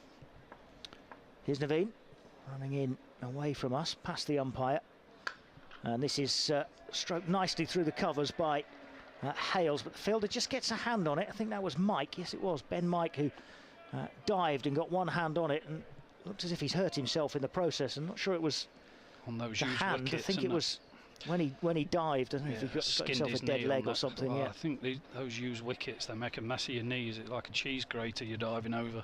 Yeah. Not nice. Yes, he's just rubbing his knee a bit. Is Ben Mike. It was a very good stop though. Hales, as he ran through for the single that he did get, sort of looked skywards, because I think when it left his bat he thought that's 4. It was a good stop from Ben Mike, diving away to his right, one-handed. Here's Naveen in again, and this is played to the same fielder. Very good fielding. Another really good stop from Mike. This time he's stopped it cleanly, but it was well hit again by Clark. I just caught him out of the corner of my eye. Just as he hit it, he was already on the move. So he had a gamble that he was trying to hit it to his right. If it had gone to his left, it would have been totally done. But he was on the move, anticipating. Fortunate for him, straight into his hands. Decent start here. Yeah, Leicestershire going well. 9 balls in, 3 without loss. Notts. Here's Naveen again. Almost looks as if, and he's this time it has been pulled away, cut away rather, by Clark. Behind, square on the offside, and he's got it through the fielders this time for 4. Both he and Hales have been hitting the ball hard, but not been able to find a way through yet. But that one was through. Yeah, he advanced down the wicket fairly early, and Naveen dragged his length back, and he just had enough room there just to get his hands through the ball and square cut it past backward point. You mentioned his action. He almost looks like he's about to fall over at the point of delivery, doesn't he, each time? I think it messes you about because there's a slight hold, and then he comes through again. And then it comes through, releases, yeah. Here he is once more. That's a full toss, which is turned away towards mid-wicket, but nowhere near full contact on it from Joe Clark, and fielded by Aaron Lilly. So it's another single. Clark on to 6. Hales has 2 to his name. And this is the last ball of the second over. Leicestershire defending their 170 all out. Notts chasing 171 to win.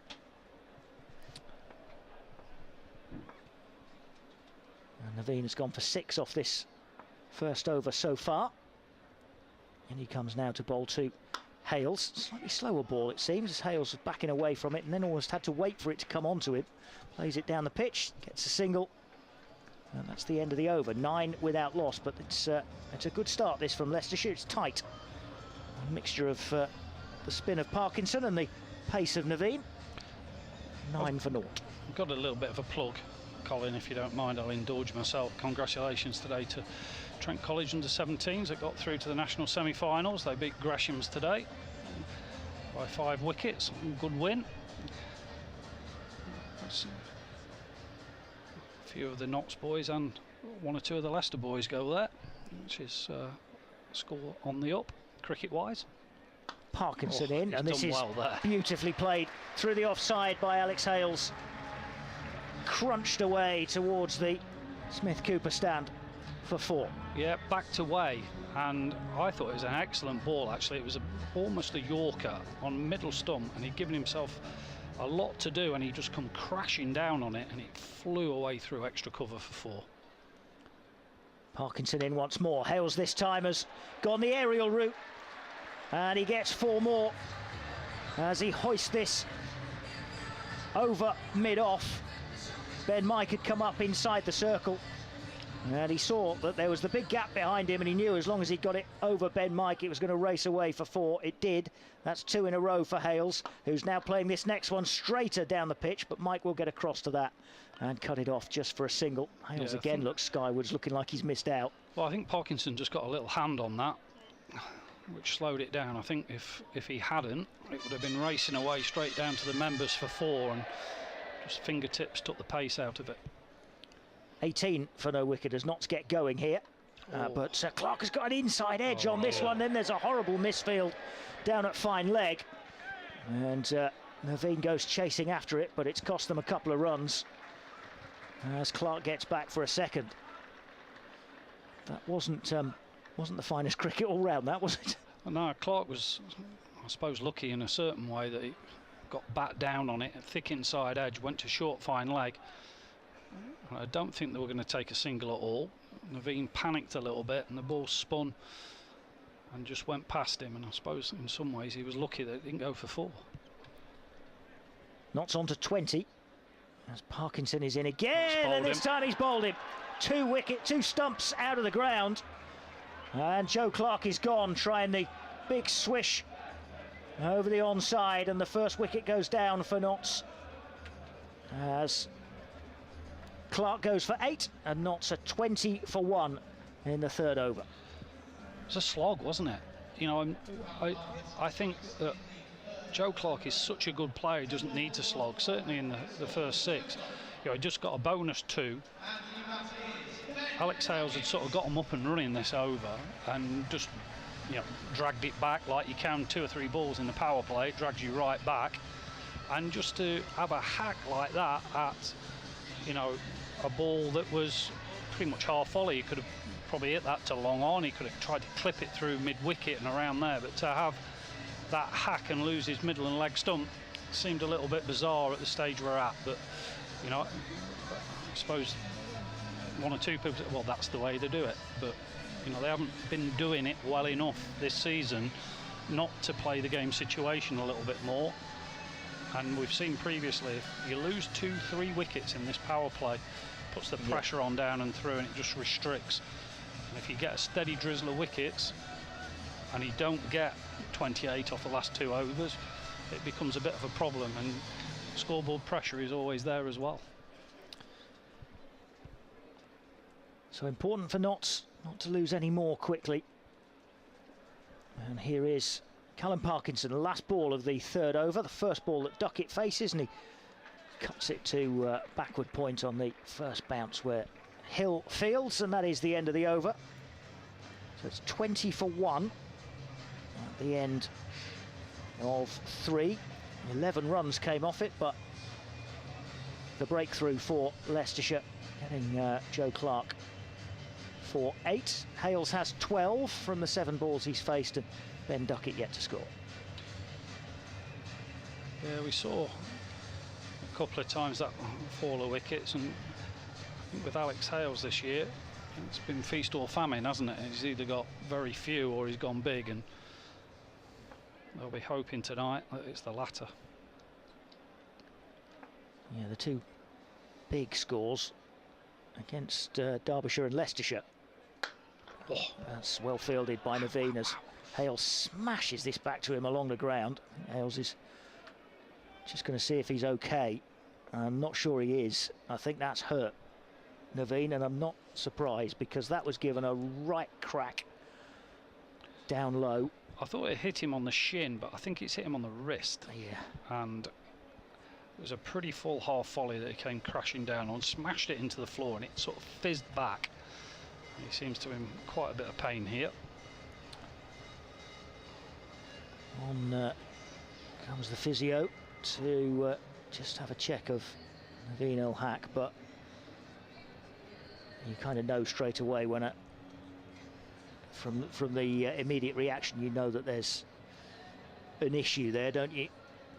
Unlike with Dane Patterson, for instance, in the Notts innings, I mentioned it there. It was a stinger, wasn't it? But yeah, you knew straight away he was going to be okay. And similarly, you know that, like in this situation with Naveen, that it looks as if there's going to be an issue. That was very, very well struck by Alex Hales.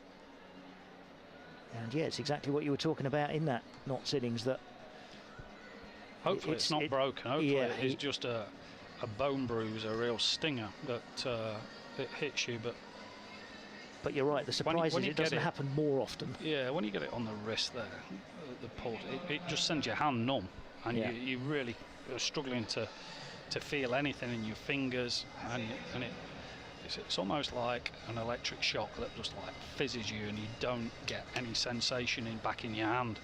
For a while you're sort of tensing and trying to make a fist, and if you can do that, then it's a bonus because you know nothing's broken. Not broken, yeah.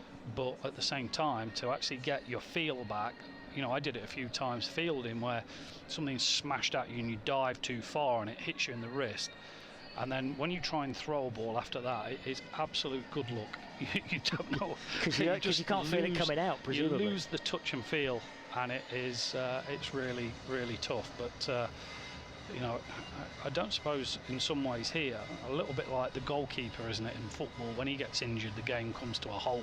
It's not as though he can go off the field, and get treatment and come back on. And it's the same here. When the bowler gets pinned, you know, he's the game shuts down, and that's what we're waiting for now. A little bit like if the batsman gets hit on the hand or whatever, you know, a fielder, yeah, off you go, you know, get it sorted out, 12th man on, game carries on. But it's not as easy as that, and certainly it gives everybody. It's not a great crowd tonight. I'm a bit disappointed in terms of numbers.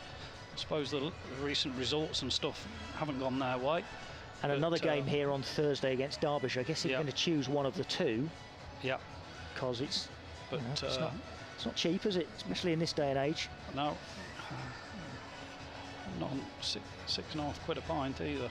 I suppose during this break a few people will be topping up. I think you've called it dead right, Paul. It looks as if he's just coming away, rubbing his wrist a little bit. He's back up on his feet at least, and it looks as if he's going to be able to continue. On his wrist. It looks like he's going to carry on. Yeah.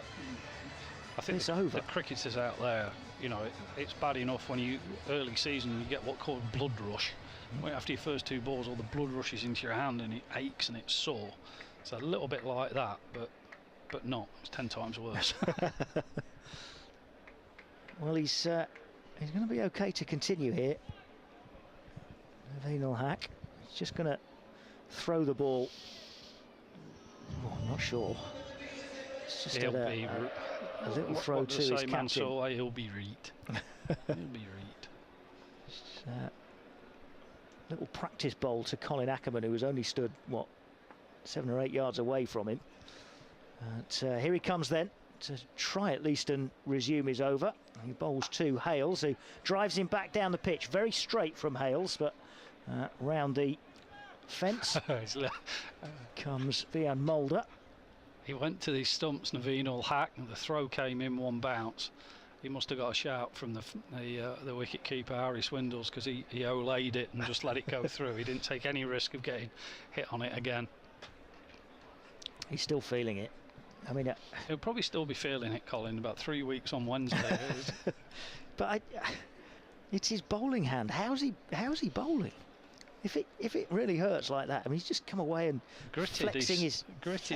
You know, if it was a spinner, he'd be off the field, nursing it. But I thought you were going to say a footballer then. Well, crikey, we've been digging a 6-foot hole now with that. Crikey. 21 for 1 is the score. Beautiful evening at Trent Bridge. Eight rolls and a triple Salco that have gone down there, haven't they? Here's Naveen Hack then to continue. He's bowling now to Ben Duckett, who plays him up towards mid-off, and it's straight to Vian Mulder, but they have scampered through for a quick single. 3.5 overs have been bowled. Notts chasing 171 to win. You're on BBC Radio Nottingham. Certainly in the power play, you've got so many balls, and if you can get through half of them with wins, dot balls, wickets, ones, then you haven't had a bad time. And if they play good shots against the others, just get half your over of wins, dots and ones, and just build that pressure up. Naveen into Hales once more. High full toss, played to backward point, and it's straight to backward point on the bounce. And fielded, and there's no run. And again, for about the third time in the innings already, Hales turns away in disgust that he was unable to cash in on that one. Yeah, it could work two ways this. He could get horribly frustrated and play a poor shot, or he could go big. But yeah, you're right, he keeps finding fielders from strong shots. Certainly hitting it cleanly enough. 13 he's got. Here's Naveen once more, running away from us. This is wide outside the off. Oh, it's a no ball. Oh my word. He has just missed a shin-high full toss outside off stump, and it's a fully. Naveen, I tell you what, it's a waste of time putting your foot in the mark and asking the umpire, was that where it is? Was it there? Because like, he's not going to change his mind. No, it was a front foot no ball, so it's a free hit for Alex Hales, having just missed out. This is just what Alex Hales needs now. He's been finding fielders, and he's got a free hit, and if he can get this away, it might just kickstart him. Could do. See what he can do with it. Not to 24 for 1 in the fourth over. It's been a long fourth over, of course, because of the injury break for Naveen. Here he comes with this free hit, and this is slashed away through backward point. And he beats the fielder this time and gets amazingly, 4 balls after the event. He's down on his knees, holding his wrist now. Yeah. He's in agony. Now the boundary's been conceded. Yeah. I think he'll be bowling this over and then he'll be off. Yeah. How many balls left? 2? 1 now. 1. Yeah.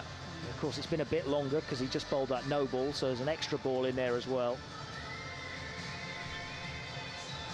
I mean, the way it hit him and the way he went down and needed his treatment, I'm surprised that he's even been able to continue this over. He's now dropped the ball at the end of his run-up and is just nursing that hand wrist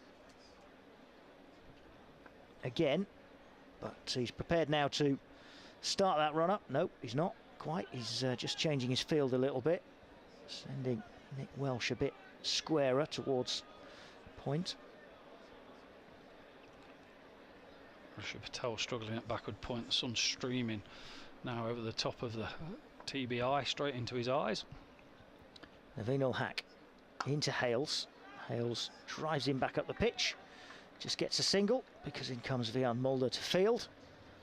Yeah, and that's the end of the over, and yes, he's just almost waving goodbye, Naveen-ul-Haq, saying, right, I'm off to go and get some treatment on that. And that clearly is going to be a blow to Leicestershire if he's not able to return and bowl his last 2 overs. He'll be back. You know, you don't stay off the field with that. You know, you've obviously not broken anything.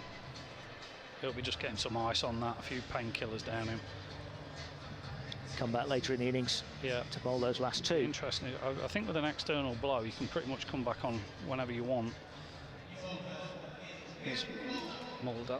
Yeah, Vian Mulder is going to come on from the pavilion end. And he's going to bowl to Alex Hales. 4 overs have gone, 29 for 1. And here comes Mulder, steaming in towards us. Hales tries to pull him round. Again, looks frustrated that he didn't get clean contact on it. Kind of trickles its way through to the man on the mid-wicket boundary. Just a single. Seems that Hales is either mistiming or timing really well straight to a fielder so far. But he's still got 19 of 14 balls. Will Davis is the substitute fielder for Naveen-ul-Haq. As in comes Mulder, and Duckett defends this one back up the pitch, and the bowler does his own fielding. I think Leicestershire will be pretty happy with the way this power play is going. I mean, I know there's still plenty of balls left in it, another 10 to come. 30 for 1 in the 5th over. It's a good start for them. Here's Mulder once more into Duckett. Duckett is hooking this away through square leg for 4. 2 fielders out on the boundary rope, but unable to get anywhere near it. There's Davis and Welsh who are out there. You only have to miss your length by a fraction to duck it for him to be on the back foot whacking it away. A little bit similar to myself, vertically challenged, and anything that you just drag down, you're on it in a flash, and whether it's a cut or a pull on that occasion, the ball's flying away square of the wicket. Here's Mulder again into Duckett. That's in the block hole and dug out by Duckett, straight back to the bowler for a dot ball. Now Ben Duckett on strike at this Radcliffe Road end, just in a shaft of shadow. The rest of the wicket still in bright sunlight. Do you want me to say it again? A shaft of shadow. Just about the batsman's crease in that shadow. The rest of the wicket still in the late evening sunshine. As in comes Mulder again, and this is just a little bit down leg side. It's clipped off the pads. I'd have liked to have heard our mate say that. He won't be listening. He'll be fast asleep. He'll be fast asleep on the other side of the world. And it's 35 for 1. Crowd is he's not big by Trent Bridge T20 standards, but it's pretty quiet at the moment as well for those that are in. Notts not really got going yet. Hale's not really got going yet. Can he hear as Mulder bowls to him? It's outside off stump, and it's in the air, and it goes very close to or through the hands of the diving fielder. Diving away towards point, couldn't get there, or did get there and couldn't take it, but it goes through for 4. Hales gets 4 off the last ball of the 5th over. Yeah, Nick Notts Welsh 39 for 1. Diving away at cover point, got a finger on it, and just looked slow to move, to react to it. Didn't get hold of it at all. It's been a strange innings from Alex Hales. He's played some powerful shots that have gone straight to fielders. He's played some miss hits that have found gaps. He's been dropped. You know, all things are probably saying that it might very well be his night if he keeps going. 39 for 1. Notts after 5 overs, and commentary is going to continue with Paul Johnson and Dave Bracegirdle. Thank you very much, Colin. Ben Mike coming into the attack for the first time from our end of the ground, the Radcliffe Road end. He'll be bowling to the left-handed Ben Duckett. First delivery, a wide-ish full toss driven into the offside, and there's no run. I'm not going to attempt the comparisons of half of the ground being in shadow, half in sunlight, like Colin bravely did in the last over. But the far end looks absolutely glorious, unless I think you're sat there, in which case you're shielding your eyes against the setting sun. But the committed balcony, you can see the sun shining off it. There's the hanging baskets there in full bloom. Looks glorious as Ben Mike bowls to Duckett. Clipped away behind square, but picks out the fielder. Great fielding. Not yet got going, Ben Duckett, really. He's been starved of the strike more often than not. Faced 8 balls just for 7 runs, 40 for 1. Great piece of fielding out there. I'm struggling to pick up who it hit. I think it's Lewis Hill. Move around there. Not bad for a wicket keeper. They work really hard now, don't they? You know, you see England have got 2 or 3 wicket keepers playing at times, and Leicester tonight got 2 or 3 in there as well, and they have to be really on it in terms of their fielding. And well, not so the same. Ben Duckett and Joe Clark also wicket keepers. This one's drilled by Hales, and the theme continues of him missing out and then showing his frustration. I always say don't show pain when you hit, but I guess it applies to top order batsmen as well. Don't show your frustration when you hit it straight to a fielder, but Hales isn't going along with that mantra this evening. I don't think the 2020 mantra is the same as a championship one, though. A little bit more time to get in your ear and county championship. Ben Mike bowls down the leg side. He's nearly whipped Hales' feet from underneath him. It is a leg side wide as an aeroplane flies. Well, it's on its way into East Midlands Airport, but as we look from our end of the ground, it just went over the top of the pavilion and the scoreboard at the far end, and it'll just gracefully descend into East Midlands away to our right. Yeah, and there's a guy in one of those paragliding. Here's Mike bowling, and Hales has got hold of this trying one. to kill him. And that's come towards, in fact it's landed and is caught, judging by the celebrations on our tier, the middle tier of the Radcliffe Road stand to our right. Everybody getting up applauding Colin. I don't know if those watching the live stream had a good view of that. Maybe they'll get a replay of it, but the way they all reacted, it was obvious it was a nice clean catch, but it was certainly a clean connection from Hales, and he'll be very, very pleased to get one right out of the screws and away for 6. 47 for 1. Good job it wasn't the other way around, because that guy in that parachute up there would have been in trouble. There's Mike bowling. This one's cut into the offside. No run.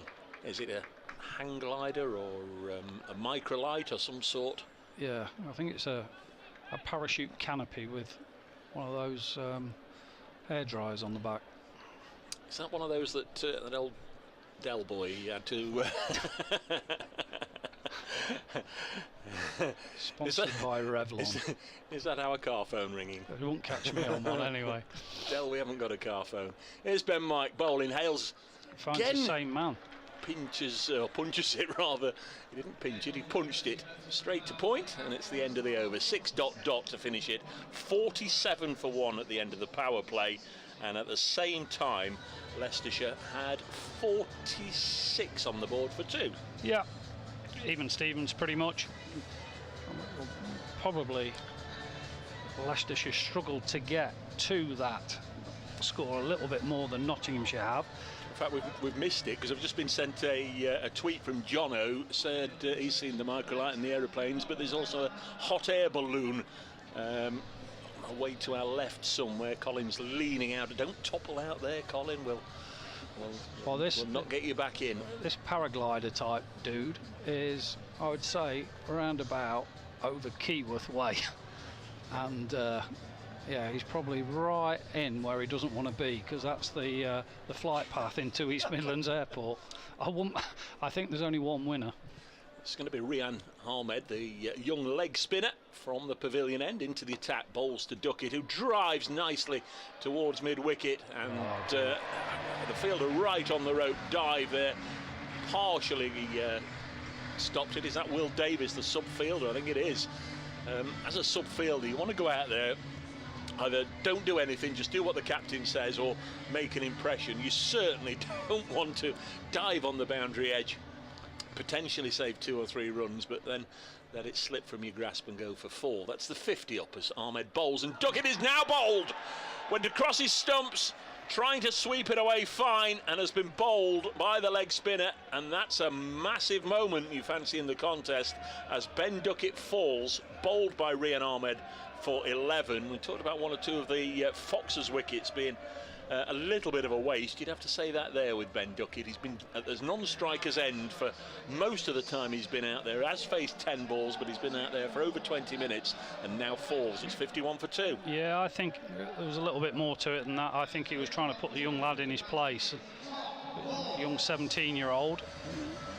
Big crowd, 2020. First ball's on for 4. I'm going to show you, young man. And he's done him round his legs. And again, you know, the same with Joe Clark, and the circumstances didn't need it. He's just hit the 4. He could have easily there, you know, it's bowled in middle and off. He's gone that far across, trying to get him up and over fine leg. I know it's the modern way, but you know, is there any need for it? No. Are they ahead? Yes. What has he done now? Put someone in a position they don't want to be in, and that person is unbelievably, well, I say unbelievably, strangely, Tom Moores. Now we're going to say we've seen this before with Notts. If a right-hander gets out, they'll send out either Samit Patel or Dan Christian or Stephen Mullaney to bat with Duckett. But if it's Duckett that gets out, they'll keep up the right-hand, left-hand combination with Tom Moores coming in. Here's Ahmed, so it goes round the wicket to the left-hander, who looked to drive in the V and gets a single behind square out to Aaron Lilly, who fizzes the ball in on the 4. I think he was out his ground there, you know. I think he took a little step down and had a wafty drive, and he got a thick outside edge. If he'd have played and missed at that, I think he would have probably been on his way back. A little bit loose first up, very strong shot. 52 for 2. Brings Alex Hales back at the business end, and he has a little bit of a look at Rian Ahmed, who pushes this down the ground. Actually saw Rian Ahmed make his first-class debut last year. He was one of those that was selected for the first-class counties 11 against the Indian Tourists up at Chesterley Street behind closed doors, one of those games. So great early exposure. He played against Notts in the Royal London last year at Welbeck, and Tom Moores pushes him into the offside for a single. 53 for 2, but they like him down Leicester way, don't they?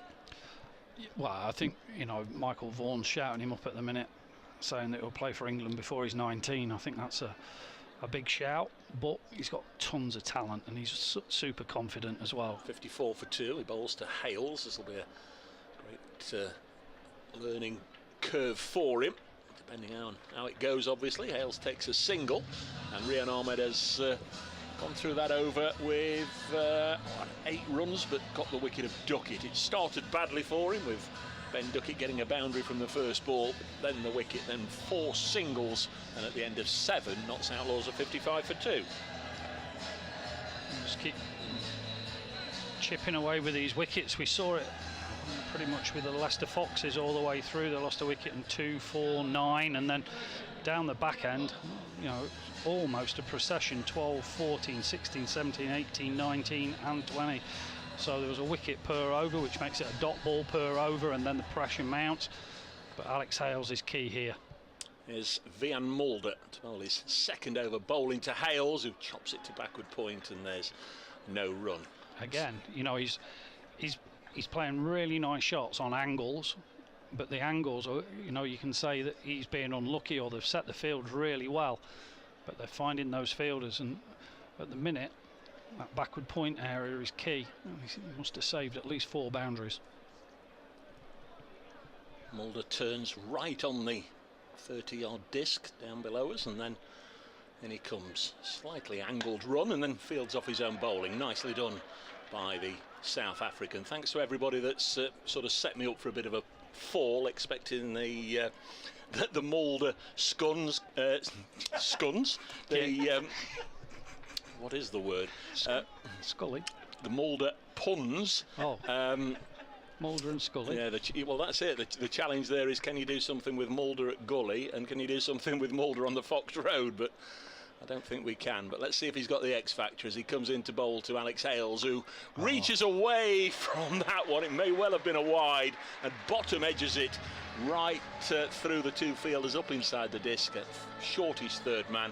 He'll need to chalk the bottom of his cue there, Hales, but he's got another boundary. Yeah, I think he would have got away with it, Dave, because Alex Hales there walked across well outside off stump, and even though he got the chalk end on it, and it's sod's law, isn't it?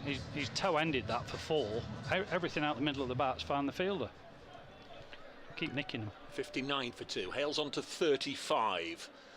Not his most destructive innings, and again he's missed out a little bit, just working it onto the leg side for a single when he was looking to heave it high into the stand on the Bridgeford Road side. 60 for 2. I think it's important that Hales stays there for a while, even if he is just taking the singles and not really finding his best form. We've seen in the past how often there'll be a little bit of collateral damage straight after Hales goes, and you think, what a waste. There's still the likes of Samit Patel and Stephen Mullaney and Dan Christian all still to come, but Hales is very often the talisman in these run chases, and this is a challenging run chase. 171 as Tom Moore's little push and run to get Hales back on strike. 61 for 2. Notts require 110 more from 73 balls. It's interesting with these two, because you just can't call it, can you? You know, we've seen Hales for such a long time now. We know how dangerous he can be. We've seen Tom Moore's. We know how dangerous he can be. But they've all got these self-destruct buttons at the same time in them, haven't they? That, you know, you don't know what you're going to get at any given time. Here's Mulder. Foxes supporters just getting a little happier by what they're seeing as Hales makes sure he keeps the strike, clipping Mulder away onto the leg side. Vian Mulder through 2 overs, none for 17. 62 for 2 after 18. Again, finely poised. We're going to get a result one way or another, but we've got the Duckworth-Lewis comparisons up on the scoreboard, and it's absolutely bang on right now where they should be, and it's also just about bang on where the Foxes were in their innings. So everything points to this one going right through to the latter stages. Say that, Dave, but what I would have thought was, even, you know, as long as they keep wickets in hand, that 28 off the last 2 overs, you know, will be sort of dissolved away by sort of playing, certainly from the next 3 or 4 overs, you know, 5s and 7s. Rian Ahmed, who got the wicket to duck it, bowls to Hales, who went to pull it through mid-wicket, and he's dragged it really down the ground to long on for a single. 63 for 2. I saw it was Jeremy Coney's 70th birthday today. I've actually done a little bit of commentating with Jeremy Coney, who now bases himself in England, the former New Zealand captain. He's done 1 or 2 Surrey games over the last couple of years whenever they've played against Notts, so I'm sure he's not listening with Surrey in action this evening, but maybe he is. Maybe he's in a hotel room already in Leeds ahead of the Test match. But happy 70th birthday to Jeremy Coney. There's Rian Ahmed down the leg side. Duckett sweeps this away. There is a man down here, Paul. He's done well. He's kept it to 1. It's Nick Welsh, I think, the Zimbabwean-born opener, who I think both fires batters it in. thought there was going to be 4 as well. That's why they only got 1. He moved very quickly to his left, made good ground. 74, beg your pardon, 64 for 2. Rian Ahmed bowls, and Hales again punches it crisply, correctly in the V, down the ground for a single. That one other game in the North group this evening, Northants made 186 for 7. It's been played at Derby, just down the road. Derbyshire 13 for 1 after 2 overs. So we'll keep an eye on that as the evening progresses. Obviously one of them's got to lose, and that'll be good for Notts, provided they can win this one. Here's a delivery that Tom Moores has bottom-edged it past the stumps, and it's fielded by Parkinson up inside the ring. Could so easily have chopped on there. Yeah, quicker ball, I'm not sure he tried to pull it or cut it, but got a bottom edge to short fine leg. 65 for 2, and again Moores clips it this time. Deliberately played it, but straight to the same fielder, Parkinson. But Hales was ready. He was backing up and scampers through for a single. It's very interesting that Leicestershire went with Parkinson to begin with, even though Joe Clark was on strike at the start of the match. As Ahmed is in, and Hales will get another run onto the offside. 67 for 2 after 9, because there was a time when it was certainly being built up that both Parkinsons were almost had Hales as their bunny. I think Callum got him out 3 times in 3 games, but didn't get him out last year, nor the game at Grace Road, or nor so far this evening. So perhaps Hales is just playing Callum Parkinson a little better than he has in the past. 67 for 2 after 9. Well, he's got a chance again now, because he's been brought on at the Radcliffe Road end to bowl at Alex Hales. So shouldn't have said that, really. No, here we go. Game on, Dave. But can you remember, you were with me both for the quarter-final here in 2020 and finals day. Next delivery is on its way now from Parkinson C. Dear. They take a single. He just couldn't get to the ball because of the non-striker. And you're saying, oh dear, what? I don't know. 68 for 2. Oh, Tom Moores couldn't get out of the way of that, surely. He's very clever. 68 for 2. Very clever. Well, he's very clever. But yeah, in the quarter-final, Callum Parkinson bowled Hales, and then they went to finals day, didn't they? And Matt Parkinson in the semi-final bowled Hales, and they were sort of comparing deliveries, one a slow left arm or one a leg spinner. Moores on the slog sweep. We'll have to see if there was any bat involved. Yeah, he bottom edged it up onto his pad, and for 1 minute I thought it was going up to the keeper, but it just bounced away from him. Easy single. 69 for 2. Shouldn't the stewards be doing something about that rowdyism away to our left? Leicestershire supporters. There's Hales dancing down the track, but then he just pushes into the offside and a shy at the stumps. Great narrowly misses. Paul Johnson called it absolutely spot on. Had Colin Ackerman thrown the stumps down, Hales wouldn't have been in the frame, and he wasn't that far away. No, it was a little bit like an overarm version of what, who was it who messed up in the first innings? Rishi Patel. I think he hit it and thought, oh, there's an easy single. Certainly wasn't there, and there, if that was a hit, that would have been gone as well. Parkinson to Moores, chops it to short third, and there's no run. This is good from the Foxes. They're putting the squeeze on, 70 for 2. Not still need more than 100, in fact just over 100. 101 required from 62 balls. Run rate's creeping up to 10, Dave. It is. They, well, it's going to be 100 from 10 overs, isn't it, after this ball? If they get a single, Moores hits it down the ground, and it might be a catch for Mulder, and he does take it, and Tom Moores, an angry swish of the bat. Parkinson has his wicket. It's Tom Moores, but at the halfway stage, Notts lose their 3rd wicket, and that really was a bit of a shame, really. 70 for 3. Tom Moores only made 6. Alex Hales has nicely set on 42 not out, but Paul Johnson, there's a lot of responsibility now on Hales to stay there. We'll get your thoughts on that and the dismissal, and then it'll be time once again for Colin Frey to pick up commentary. Yeah, soft dismissal really. It was a nothing delivery. It was sort of back of a length, and he sort of gave himself a bit of room and tried to, I'm sure, trying to hit it probably over extra cover. Got it a lot straighter than that and found the fielder out 5 yards off the boundary, chest high. They're not going to drop those. and a bit of a bonus wicket, and in we see Stephen Mullaney.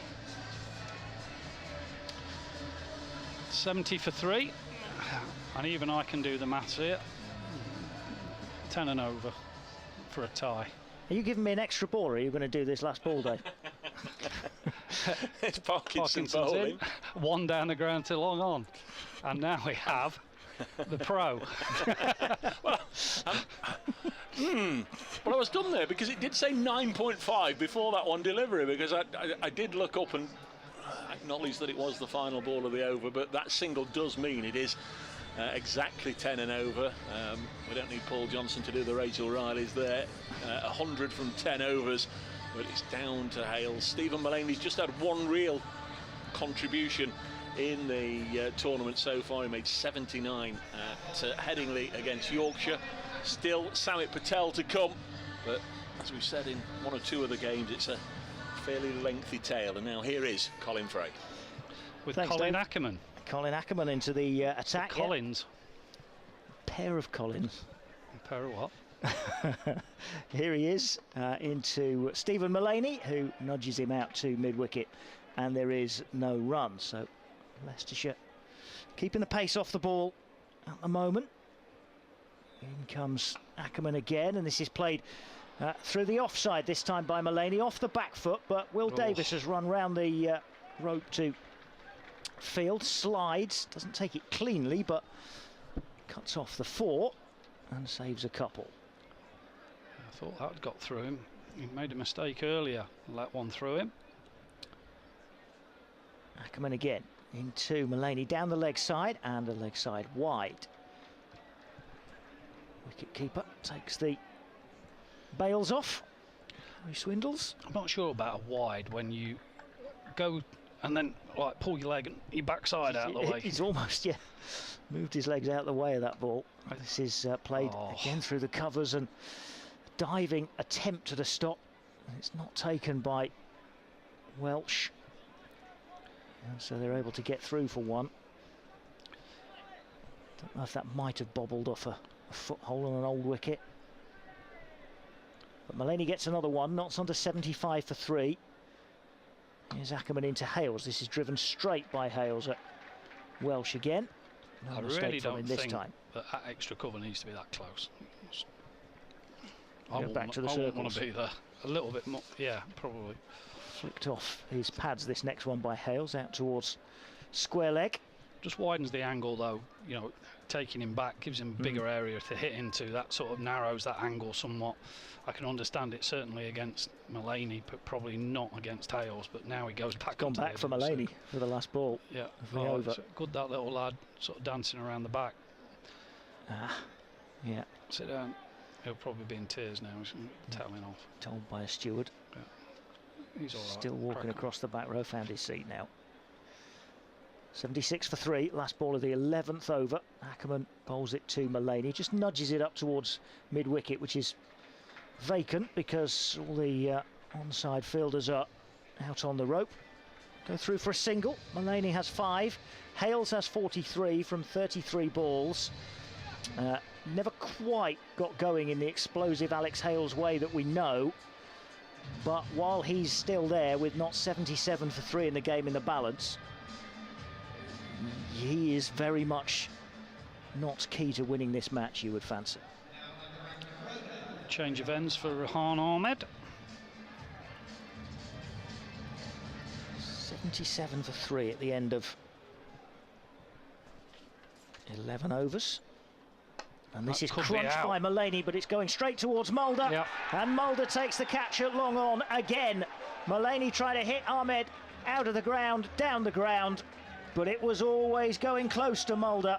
And Mulder takes the catch. And Notts lose their 4th wicket, 77 for 4. Still needing another 94 to win. And Mullaney's gone for 5. Out of character, isn't it? You know, of all the people that I'd say that were coming in to sort of grasp the game situation and where they are, Stephen Mullaney would probably be the one. And I know that, you know, to me, Moore's not a big 6 hitter. He's certainly, for me, not a big 6 hitter necessarily down the ground. He goes inside out and up and over the mid-wicket. but it's a strange way. But I think the captain is coming in now. Yeah. It seems that Samit's on the slide tonight. Rishi Patel was the one on the slide for the Foxes, and Samit's at best going to be batting at number 7. I think they're after well, I used to say an hour of power. It's probably not an hour. It's probably 15 minutes of power from the captain. Christian and Hales at the crease.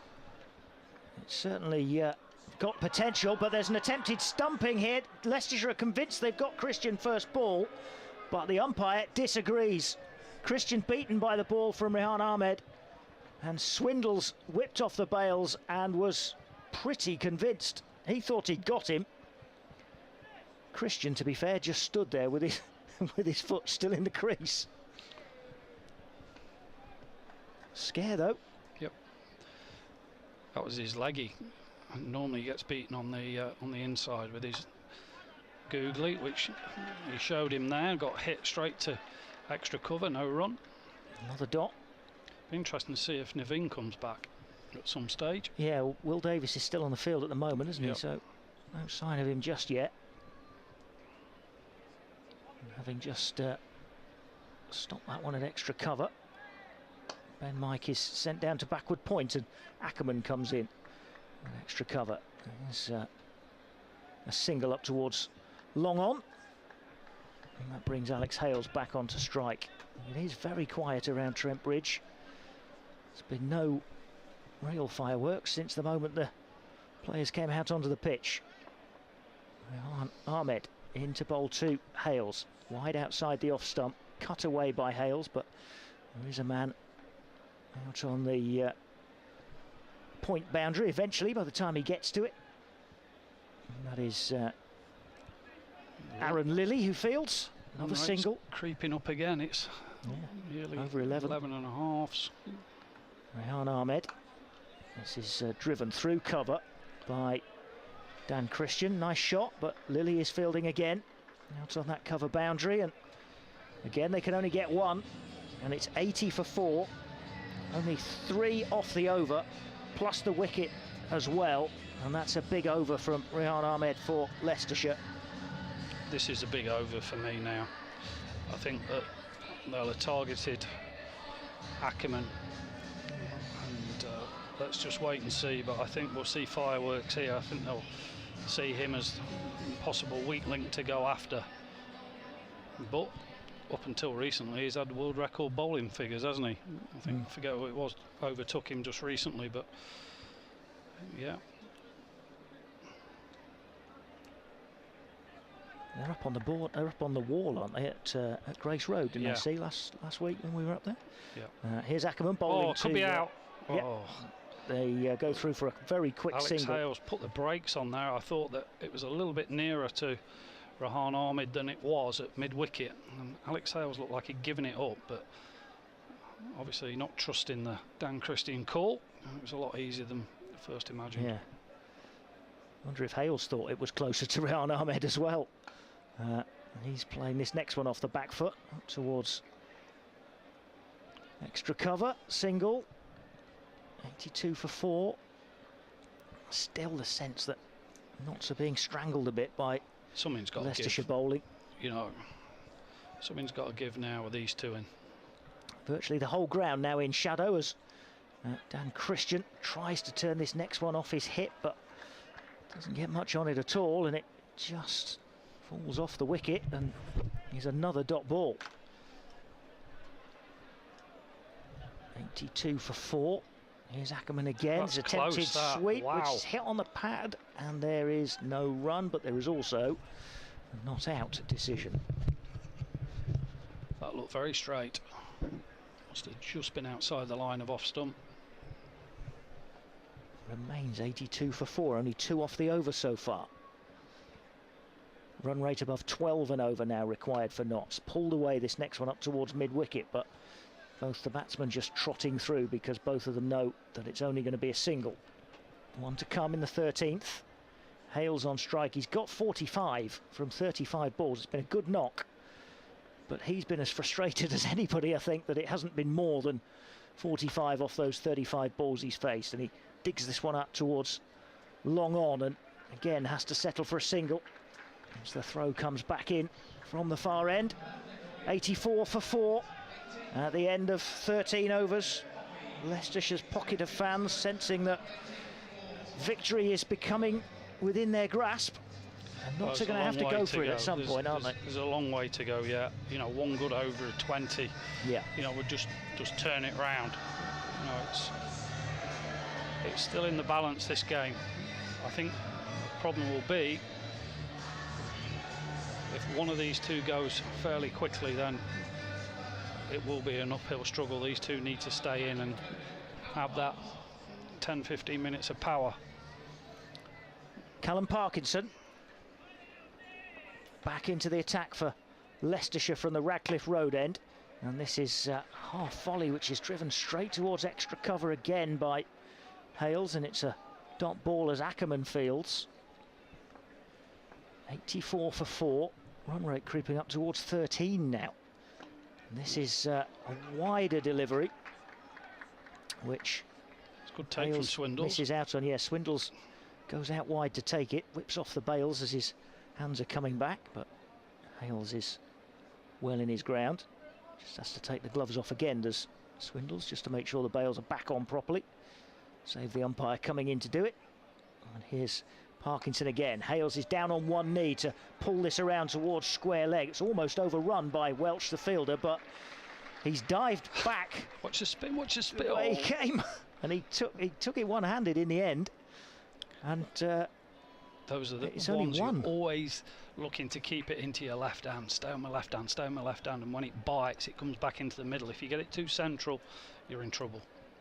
Parkinson in to a sweeping Christian, and again it's Welsh who fields, and this time it's more straightforward for him, and it's the same result.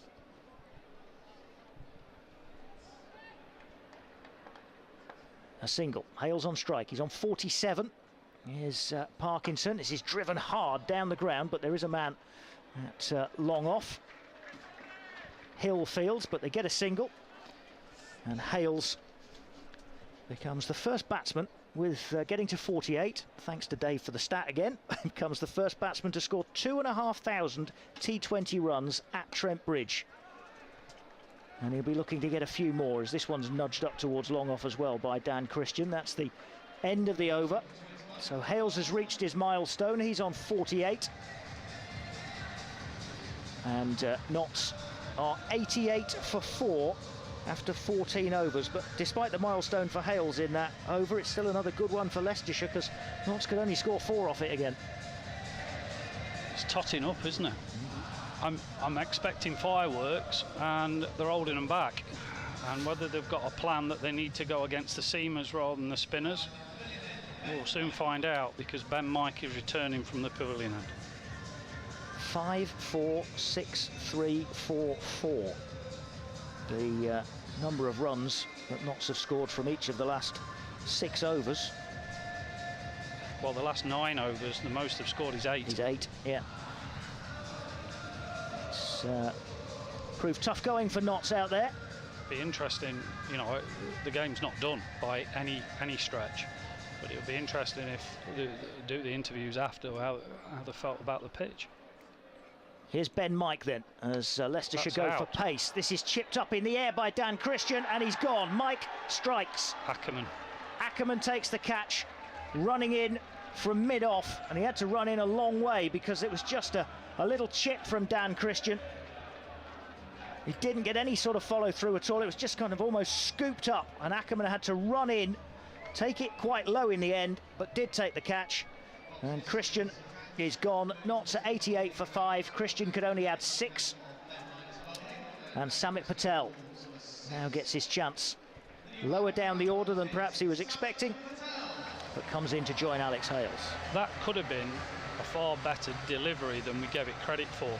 I think that he ran in, and it looked like an effort ball to me, but it came out so slowly, and it deceived Dan Christian, who got through, and then he almost tried to check his shot. And when he hit it, I thought, oh, he's been lucky. It's landed sort of between mid-off and the bowler, but it just seemed to hover up there, and Ackerman running in. I think he was thinking about diving at one stage, but managed to get there far easier than he thought. And that puts Notts in serious trouble now. But they've got Mr. Sensible coming in. But can you be that sensible and score at 14, best part of 14 and a half and over? And they've still got Alex Hales at the other end. Yeah. On 48. He can do stupid things, strange things, and the game is certainly not put to bed at this stage. Here's Mike into Samit Patel. Shorter pitch delivery, slower bouncer. Pulled away by Patel down to deep backward square, and he's off the mark first ball. I mean, he scored 44, Alex Hales, in 16 balls at Grace Road against this attack. So, admittedly, that was in power play overs, and it's a bit different. Well, but that's what he can do. But you've got to take the fielders out of the equation now.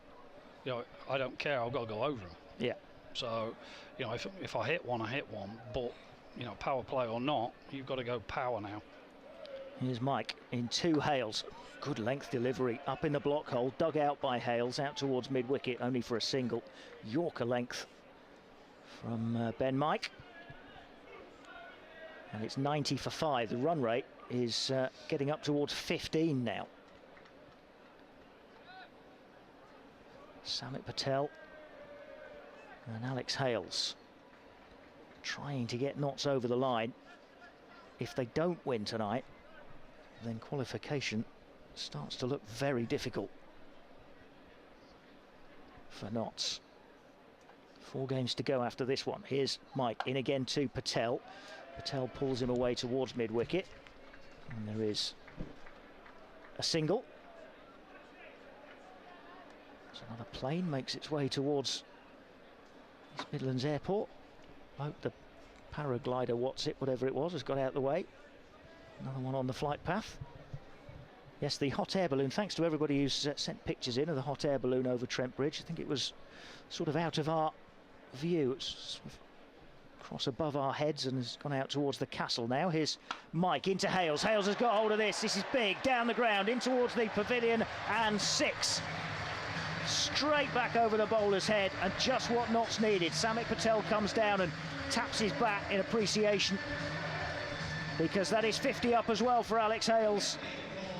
Big hit from the opening bat, straight down the ground, and he's got his 50 in 42 balls, 5 fours, and that's his second 6. 97 for 5. Here's Mike in again to Hales, who again has got hold of him down the ground, but it's pulled around this time, and there's a man underneath it who takes the catch, and that is huge. A huge wicket for Leicestershire. Alex Hales is gone. He was looking for his second maximum, but this time he just pulled it a little bit further round towards long on.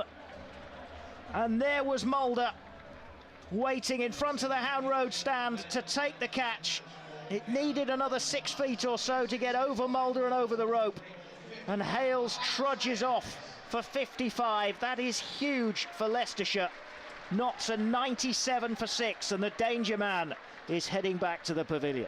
Didn't sound great off the bat, did it? Sounded a little bit clumpy, didn't get all of it. The one before sounded crisp and clean as a whistle. It went 6 or 8 rows back into the members. This time, a little bit wider, dragged it around. When it first went up, I thought that's another one, but didn't quite have the distance on it. Probably would have gone for 6. Mulder right back, took it head high in front of the committee room. And that's, this is going to be one hell of a comeback from here. Harrison enters the fray. That was the end of the 15th over. So commentary on what could be a thrilling finish, but certainly seems to be tilting Leicestershire's way now in this T20. We'll continue with Paul Johnson and Dave Bracegirdle. Thank you, Colin. Rather pleased I've got to commentate on what happens rather than trying to score the 74 from the remaining 5 overs. Tall order as Rian Ahmed bowls. Samit Patel over to you now as the experienced player. Punches this delivery from Ahmed along the ground out to Mulder, who's having a fine evening in the deep. 3 catches the South African has now taken. Single to Patel, moves him on to 3. 98 for 6 Notts. That victory target is 171. Still a long way away at the moment, and the required rate has gone above 15. New man is Calvin Harrison, who's not had too many opportunities with the bat in this season's blast. Comes in at 8, and his first ball is hit uppishly on the bounce, and Samit's in trouble here. And Harry Swindle's fumbles. Had that been taken by the keeper, Samit Patel, who was himself involved in a mix-up with Tom Moores on Sunday, which resulted in Moores being run out, Samit would have gone by a yard or two there had the keeper been able to take it. Yeah, it was a poor piece of keeping. He got himself mixed up. He lost range of where the stumps were. It was a let-off. Harrison hit the ball straight to the fielder and went, and Patel's got this off the outside edge. Dive. It's a cruel game. Samit Patel might have been heading back towards the dugout, throwing his pads off at being run out roundabout now, but instead he's touching gloves with his new batting partner because he's just hit a boundary. Yeah, outside snick, very fine. I'm not sure who that is, a short third man, but it needed a dive. 103 for 6. Next ball to Patel. Leicester born, of course, Samit. Very much part and parcel of this city, but was born in Leicester. 104 for 6. Has had some moments against the Foxes over the years, Samit. Got a first-class double 100 against them on this ground in 2017. Calvin Harrison faces the next ball, just drops it on the leg side, and this time safely exchanges ends with Patel. It was a real old mix-up. It was a nervy first ball run, wasn't it, from Harrison? Hit it straight to the fielder and set off. To be fair, it was right back on the rail. I thought there was a run. He hit it hard, though, and it just bounced up straight into the... But you just got to back up and go. You know, it needs 16. Next one is hit by Patel, up in the air. It might just drop into no man's land, and that was a real false shot from Patel, which brings him a single. Messy old over for Notts, which began with Alex Hales departing. 106 for 6 after 16 at the same stage. The Foxes had 130 on the board, and they had a good old finish as well. So Notts with a lot of catching up to do. The rate is now 16 and a quarter and over. Just wonder who is going to finish this off if Naveen Ul-Haq can't come back. Ben Mike to bowl the 17th over. Parkinson and Rian Ahmed have now bowled out. Mulder's still got a couple of overs in hand, and I guess Ben Mike, 2 from Mike and 2 from Mulder. So 65 needed from 4 overs. Here is Ben Mike, bowls to Samit Patel. Plays this along the ground to long on for a single. 107 for 6, the Outlaws. Patel on to 9. Top scorer Hales 55. Dan Christian didn't make many this evening. The only other batter apart from Hales was Ben Duckett to get into double figures. He was on to 11. So very odd looking scorecard. It's been a really disappointing campaign so far for Notts. This one is chipped by Harrison over the bowler's head, and he takes a single. 108 for 6. Got to go back to 2015, the last time Notts failed to make the quarter-finals, and also that was the last time they lost 3 matches in a row in the group stages.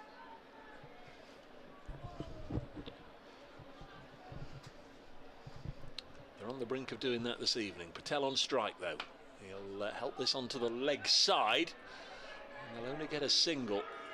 A little bit of the problem these days with Samit is that age just starting to catch up with him, with these punched into the deep that in bygone days ones would be turning to 2s and 2s into 3s. Had no inclination then to push for that second run. 109 for 6.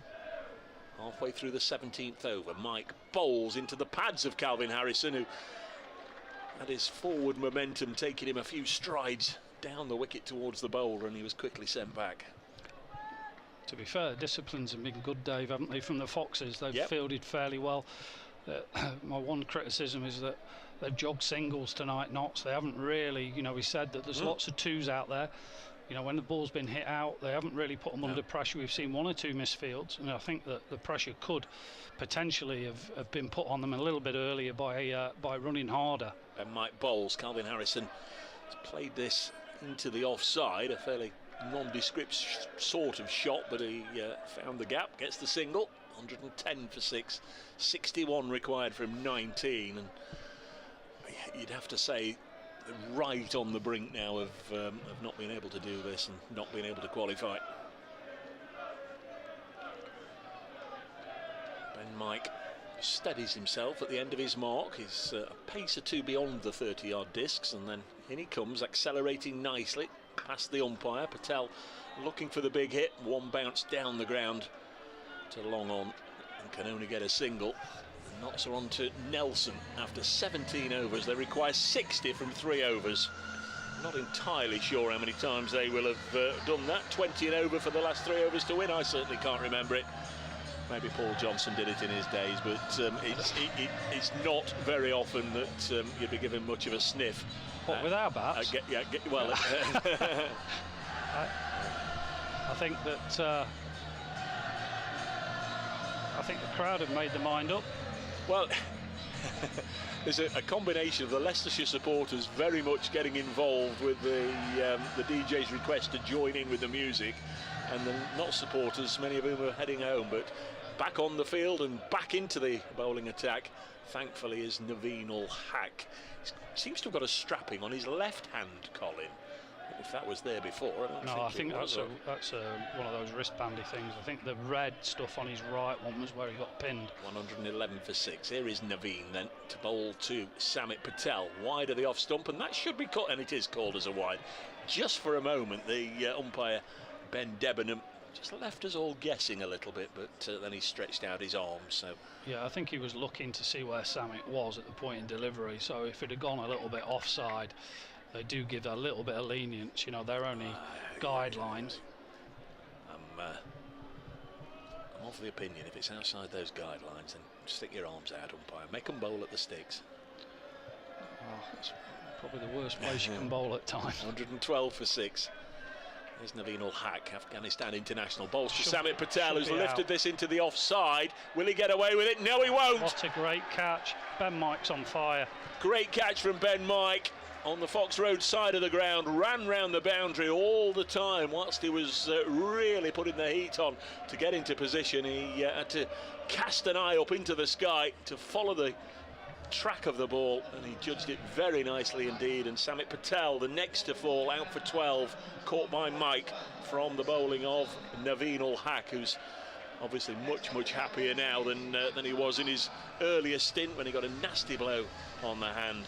And Notts are now on their way out of the qualifying stages, or out of the group stages, with the defeat against Leicestershire, all but ending their chances. Here comes Matt Carter. Well, you were pointing. I wasn't sure what you were pointing at. You didn't want to know. Oh, right. There's Matt Carter anyway. He's on strike. 112 for 7. There are still 17 balls left, but Notts require 59 runs. This pair, Luke Fletcher and Dane Patterson, would have to be the ones to get them. Carter's away, first ball, a half tracker from Naveen ul Haq. I think he took the pace off the ball, and Carter just rolled his wrists and gets a single. 113 for 7. It's been an abject display, really. I think that, you know, when we said at the start, you know, they were ahead after 6 overs, and just some really sort of callous ways to get out, you know, cheap ways where, you know, the game situation just required them just to play. 113 for 7. Naveen ul Haq bowls, and there's going to be runs here for Harrison. Down to third man. Still a little bit of life and a little bit of hope left in the Outlaws, as Calvin Harrison cuts this away, gets a boundary, moves on to 8. 117 for 7. Should mention Naveen ul Haq. We saw him leave the field early on, if we can sort of make the point. He was the leading wicket taker in last year's T20 Blast, and he's the leading wicket taker this year, or was going into this evening's matches as well. So he's been a very good pick-up by the Foxes. Understand he's desperate to get a 100 engagement, but hasn't got one yet. 117 for 7. Bowles a quicker delivery through Harrison, who was trying to play a similar shot, really, wasn't he, with a bat outstretched, just trying to run it down to third man and missed it. Yeah, it's a surprise with stats like that, Dave, isn't it? That, you know, he's got good variations, a little bit unorthodox at times, not shy every now and again of bowling a no ball, but in terms of wicket taking, he's up there with the best. Walks back to his mark, looks very focused, and turns, squad number 78. Goes back a couple of steps and then in he comes. The floodlight's just starting to take hold now. Got shadows around the players. Calvin Harrison is bowled, playing the ugliest shot of the night. You can't blame Calvin Harrison for this defeat, because that's what it's going to be. But before Naveen had even let go of the ball, Calvin Harrison was switching round to turn himself into a left-hander, trying to scoop it over his shoulder. And the full pitch delivery was just too good for him. He missed it and lost his off stump. And it's very, very nearly time to put the lights out for Notts. 117 for 8. Calvin Harrison bowled by Naveen ul Haq for 8, and that's one more to the Afghan star. Yeah, you know, there's a time to bowl straight, Dave, and there's a time not to bowl straight. And when you get 9-10 jack in and they're trying to play ramps and shots to make up for the shortfall of the top 6 or 7 batters, then there's no wonder you're going to pick up wickets. You pay the big money to the big batters to score the runs, and take Hales out the equation. It's been pretty abject. New man is Luke Fletcher.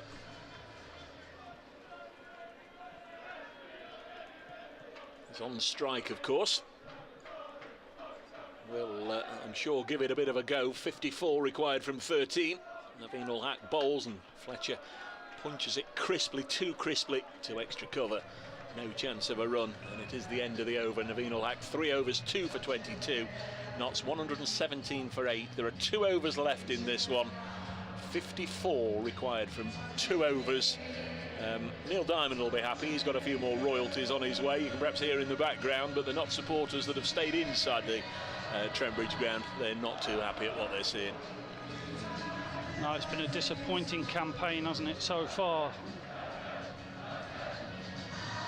I think, you know, looking at the depth in the batting and the squad that they've got overall, they'll be looking for a finals day again, but I don't think this year it might just be a touch too far now. It's Ben Mike bowling to Carter, who's missed it. Deceiver's it's a slower ball. It bounced in front of the keeper.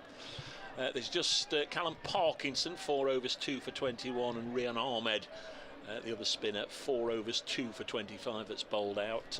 Colin Ackerman bowled a couple of overs as well, none for 10. I doubt we'll see him again. Here is Ben Mike into his 4th over. Bowls. Carter's played this on the leg side. Himself and Fletcher just exchange ends. 118 for 8. Vian Mulder, beg your pardon, 2 overs, none for 17. So Naveen ul Haq will bowl the final over, should it be required. The Foxes just need 2 wickets, and they've got Luke Fletcher on strike and Dane Patterson to come. Here is Ben Mike from the pavilion end. Bowls. Fletcher's played this again out onto the leg side, but all the fielders are pushed back, unless either Carter or Fletcher can get some elevation, and they're both capable of clearing the ropes, even on that long leg side. They're both very capable of plonking the ball into the seats, but they've got to get some elevation, and Ben Mike's bowling beautifully right up in the block hole to prevent them doing that. Here he comes again. 119 for 8. Bowls, and this time Carter does hit it in the air, but down the ground. 1 bounce to long off, and there's another single taken. 120 for 8. Is it mathematically impossible now? It is. 8 balls left. 6 8s, I think, are 48. Well, they were when I were at school a long time ago, and 51 are still required. Yeah, I think I'd be safe to have a bowl at this stage. They do need snookers right now, the Outlaws. They can't even emulate what happened here in 2020 when they tied the game. There's Fletcher stepping back and swinging from the shoulders. Again, he only gets a single. 121 for 8. And again, the margin of victory is, it's going to be huge, Paul. It's 50 required at the moment. 7 balls left. Notts have been battered once more. It's not a 120, 130 wicket, is it? I know that Leicester struggled to get to where they got to, but I thought they're always on for 160 roundabout. Next ball is nice and full. Carter can't get it away. It's not a 120 wicket, 130 wicket. End of the over, 121 for 8, 1 over to go. Ben Mike has had a decent time of it, 4 overs, 2 for 26 for Ben Mike, son of the former Notts all-rounder Greg Mike. Took a good catch to get rid of Samit Patel. He's done his part. Naveen ul Haq will look to bowl this out, and what a lovely position for him to bowl the final over, with Notts requiring 50 from it. Yeah, I wouldn't mind bowling from it. It's about my runs per over, Dave. Luke Fletcher's on strike. He's got 2. Lewis Hill brought up into the ring from long off into mid off. Doesn't really matter where they stand, does it? Naveen ul Haq into bowl to Luke Fletcher, who chops it out onto the offside. Ackerman, the skipper of the Foxes, does the fielding, lets them take the single. I wonder if Colin Ackerman and his side will be able to advance through to the knockout stages. They've come with a bit of a late charge, in truth. This will be their 3rd win in a row.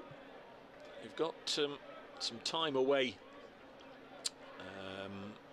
perhaps over the next few days, because tomorrow Leicestershire begin that friendly against the Indian Tourists. Next ball is helped away onto the leg side. Will that go all the way to the fielder? No. Right, we did. Probably should have done. It's not been taken. Not sure who's on the ground, but Aaron Lilly does the tidying up. It's a fielded down on the ground. Nick Welsh, 123 for 8. Thanks, Paul. He fell awkwardly, didn't he? Seemed to go down on his knee. He's had a few problems with knees and stuff, whether he landed heavily on a knee.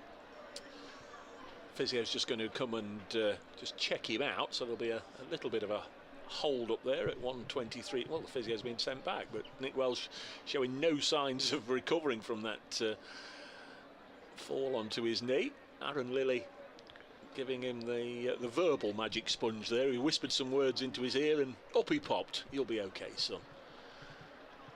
It's clearly good camaraderie between these two sides, because today, if you didn't hear the news, Notts have loaned Joey Everson to Leicestershire for the next month. He'll be hoping to play against the Indian Tourists and play a little bit for the Foxes over the next 4 weeks. And the next one is sent down by Naveen ul Haq, and he bowls Luke Fletcher, the off stump, tumbling out of the ground. And Naveen has now picked up 3 wickets since coming back onto the field after sustaining a hand injury earlier, and Notts are on the brink at 123 for 9. Luke Fletcher made just 3, bowled by Naveen, who's now got 3 for 24. You can see why he's the leading wicket taker in the country, just coming on and mopping up the tail so very effectively here, as the last man, Dane Patterson, leaves the dugout and makes his way out to the middle. Matt Carter takes his helmet off at this end, doesn't see the need to go down and just pass on 1 or 2 words of advice. I think it's all but done. 3 balls left. It's not up to these guys to be trying to scrape stuff out of the bag. Look, 55 for Hales. Next top score was Samit Patel 12, Ben Duckett 11. Yeah, they're the only ones to make double figures. Some of the dismissals were poor. It's just trying to prove a point. Patterson on strike. Naveen ul Haq bowls. It's hit up in the air. Might be another one, as in comes Mulder. He's taken 3 catches. Make that catch number 4. 2 in 2 for Naveen ul Haq, who finishes with 4 for 24. Dane Patterson is last out, a first ball duck. Notts have been bowled out for 123, so they've lost this match by 47 runs and bowled out with 2 balls to spare. That, in any cricket language, is an absolute tonking against local rivals, against a side that traditionally have been troublesome on their visits to Trent Bridge. But certainly in a must-win game for Notts, you really expected more from the home side, and it's just not happened. Earlier in the evening, 170 on the board for Leicestershire. Notts would have, I think, been relatively pleased. Obviously, they would have wanted to get them out a little cheaper, but no Foxes batsman reached 40. Lewis Hill 39 earlier. Ben Micah, late cameo, he got to 29, but 171. With that Notts firepower, under normal circumstances in a normal season here at Trent Bridge, you would expect them to have got a lot closer. Hales, Clark, Duckett, Moores, Mullaney, Christian and Patel. That firepower we've talked about over the last 4 or 5 years, but for whatever reason it's just not clicking this season. They've lost 3 in a row now, and this is quite a humbling defeat. They've lost to the Foxes, Paul, by 47. Yeah, you know, I think that the Foxes are coming off 2 wins, now 3. Notts have been struggling recently, whether confidence is down, but you know, they'd have fancied their chances big time tonight, and you know, it was a must-win game really, and you know, they've fallen short. I thought the bowlers did fairly well. I thought they fielded okay.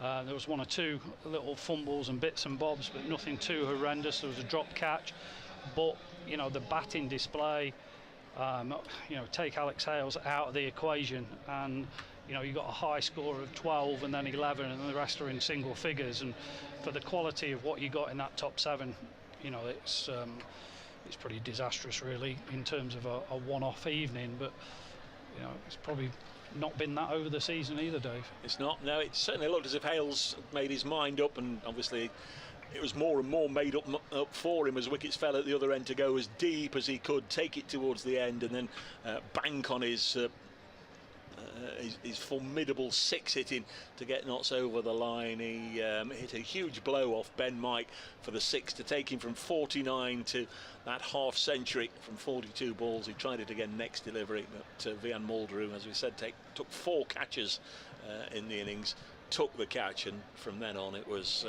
just horrible from Notts. Sami Patel 12, Ben Duckett 11, but as Paul says, absolutely nothing else in double figures, and this has been a campaign to forget. Notts have made the quarterfinals every year since 2015, the last time they missed out, but I can't really see, with so many sides already having won so many games and too much ground to make up, just 4 matches left, it looks almost a near impossibility for Notts to make the quarterfinals now. They're back here on Thursday when they face Derbyshire. It'll be very interesting to see how they go in that one, because of course Derbyshire are having a very strong season in this competition as well. But the news from Trent Bridge, it's 3 defeats in a row for Notts.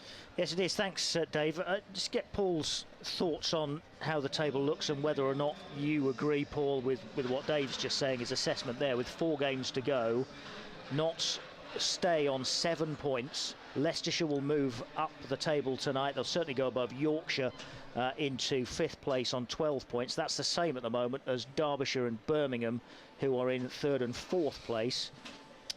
And Notts will now have played the same number of games as Birmingham and Derbyshire on 12 points. Although Derby are playing tonight, that looks a bit in the balance. They need 51 from 6.5 overs to beat Northamptonshire. So Derbyshire are in that game. They've got 8 wickets in hand as well. They're 136 for 2. So Derbyshire going well, that would put them up to 14. With Leicestershire moving on to 12, the same as Birmingham. That's your top 5 with Lancashire and Northants above them. Is that too much of a gap to make up for Notts with 4 games to go, even if they win all 4? Even if they win all 4, their run rate has got to just go through the roof as well, because that's worth an extra point. Yeah. And you know, they've got done again by 50 odd runs tonight, whatever it is. You know, the defeats they've had have been big defeats. You know, it hasn't been sort of a cigarette paper between them. They've been sort of either big wins or big losses. And you know, as much as you think, oh, the next one will be all right, it comes and it bites your backside after a while, and the size of the defeats makes it, you know, that 1 point less. So if they finish level on points, you know, they've got all on really. I think, you know, it's a hell of a steep staircase to get up, and they'll need everything else to work in their favour. Yep, looking very unlikely as far as Notts are concerned. As Dave said, they are next in action back here on Thursday night for another local derby, this time against Derbyshire, and then on Friday it's away at Durham. Durham are still to come here to Trent Bridge as well, and Notts will round off their campaign away at Worcestershire. So they have got the teams below them in the table. The only teams that are worse than Notts at T20, it seems, this year in the North Group. They've still got 3 of their 4 games to play against them, but as the guys have just been saying, it does seem that Notts are now running out of matches in terms of being able to make up the points on those top 4 positions. My thanks go.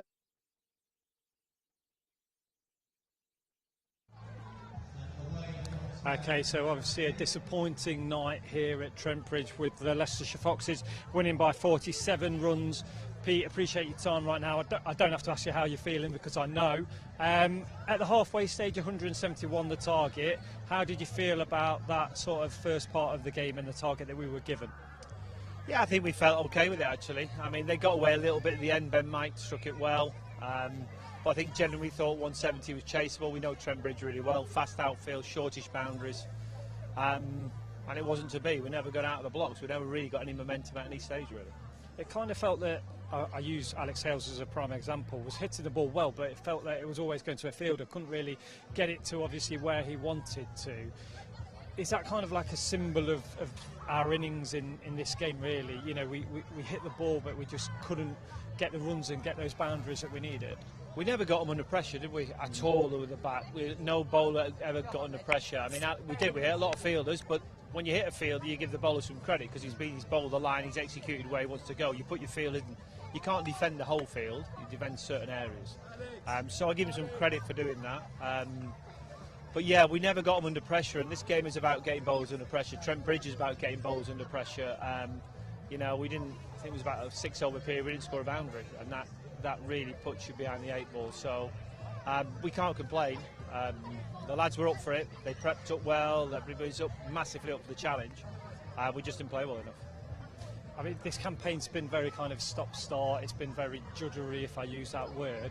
Can you put a finger on why that is, or is it just, you know, it takes time to look back at the games and sit down as a group and work out where we could have maybe improved, where other teams did well, you know, just a review of the season to date sort of thing? Well, we know how we play. There's no doubt about that. I think like most things in sport, people talk about momentum, this hidden thing, and confidence and whatever, and playing your style of game. We just haven't got a run of games. I mean, you know, we now 5 years in a row we've done brilliantly, and we've won it a couple of times, and the same players have performed really well. We just haven't done it this year. And you know, tonight, you know, we were hoping to start off our sort of winning run really to get ourselves through to that quarter final. That hasn't happened. I think now we've got 4 games to go. Probably results are going to have to go our way. I think it's probably out of our hands, I would think now. So I think at the moment we've got to get through tonight and then come back. We've got another game here on Thursday. You know, we feel for our fans. You know, they come in. We've won a lot here. We've had some great nights here. Weather was good.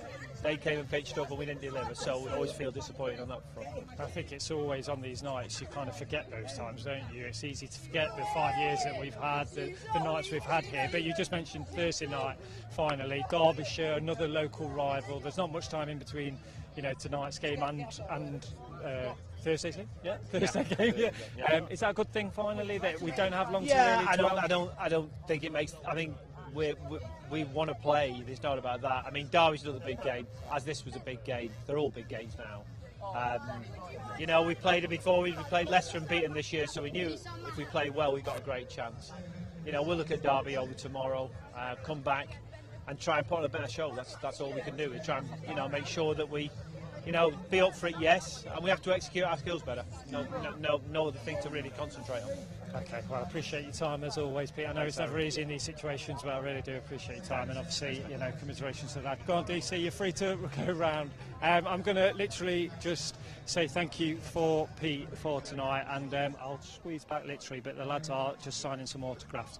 So yes, the result here tonight is 47-run victory for the Leicestershire Foxes. As I've just said to Pete, we will be back on Thursday for the visit of the Derbyshire Falcons. 4 games left for the Notts Outlaws, 8 points up for grabs, and hopefully on Thursday they can get into the groove and get those 2 points against Derby. But from everybody here at Trent Bridge Live, thank you very much for your company tonight, and we do hope to see you on Thursday.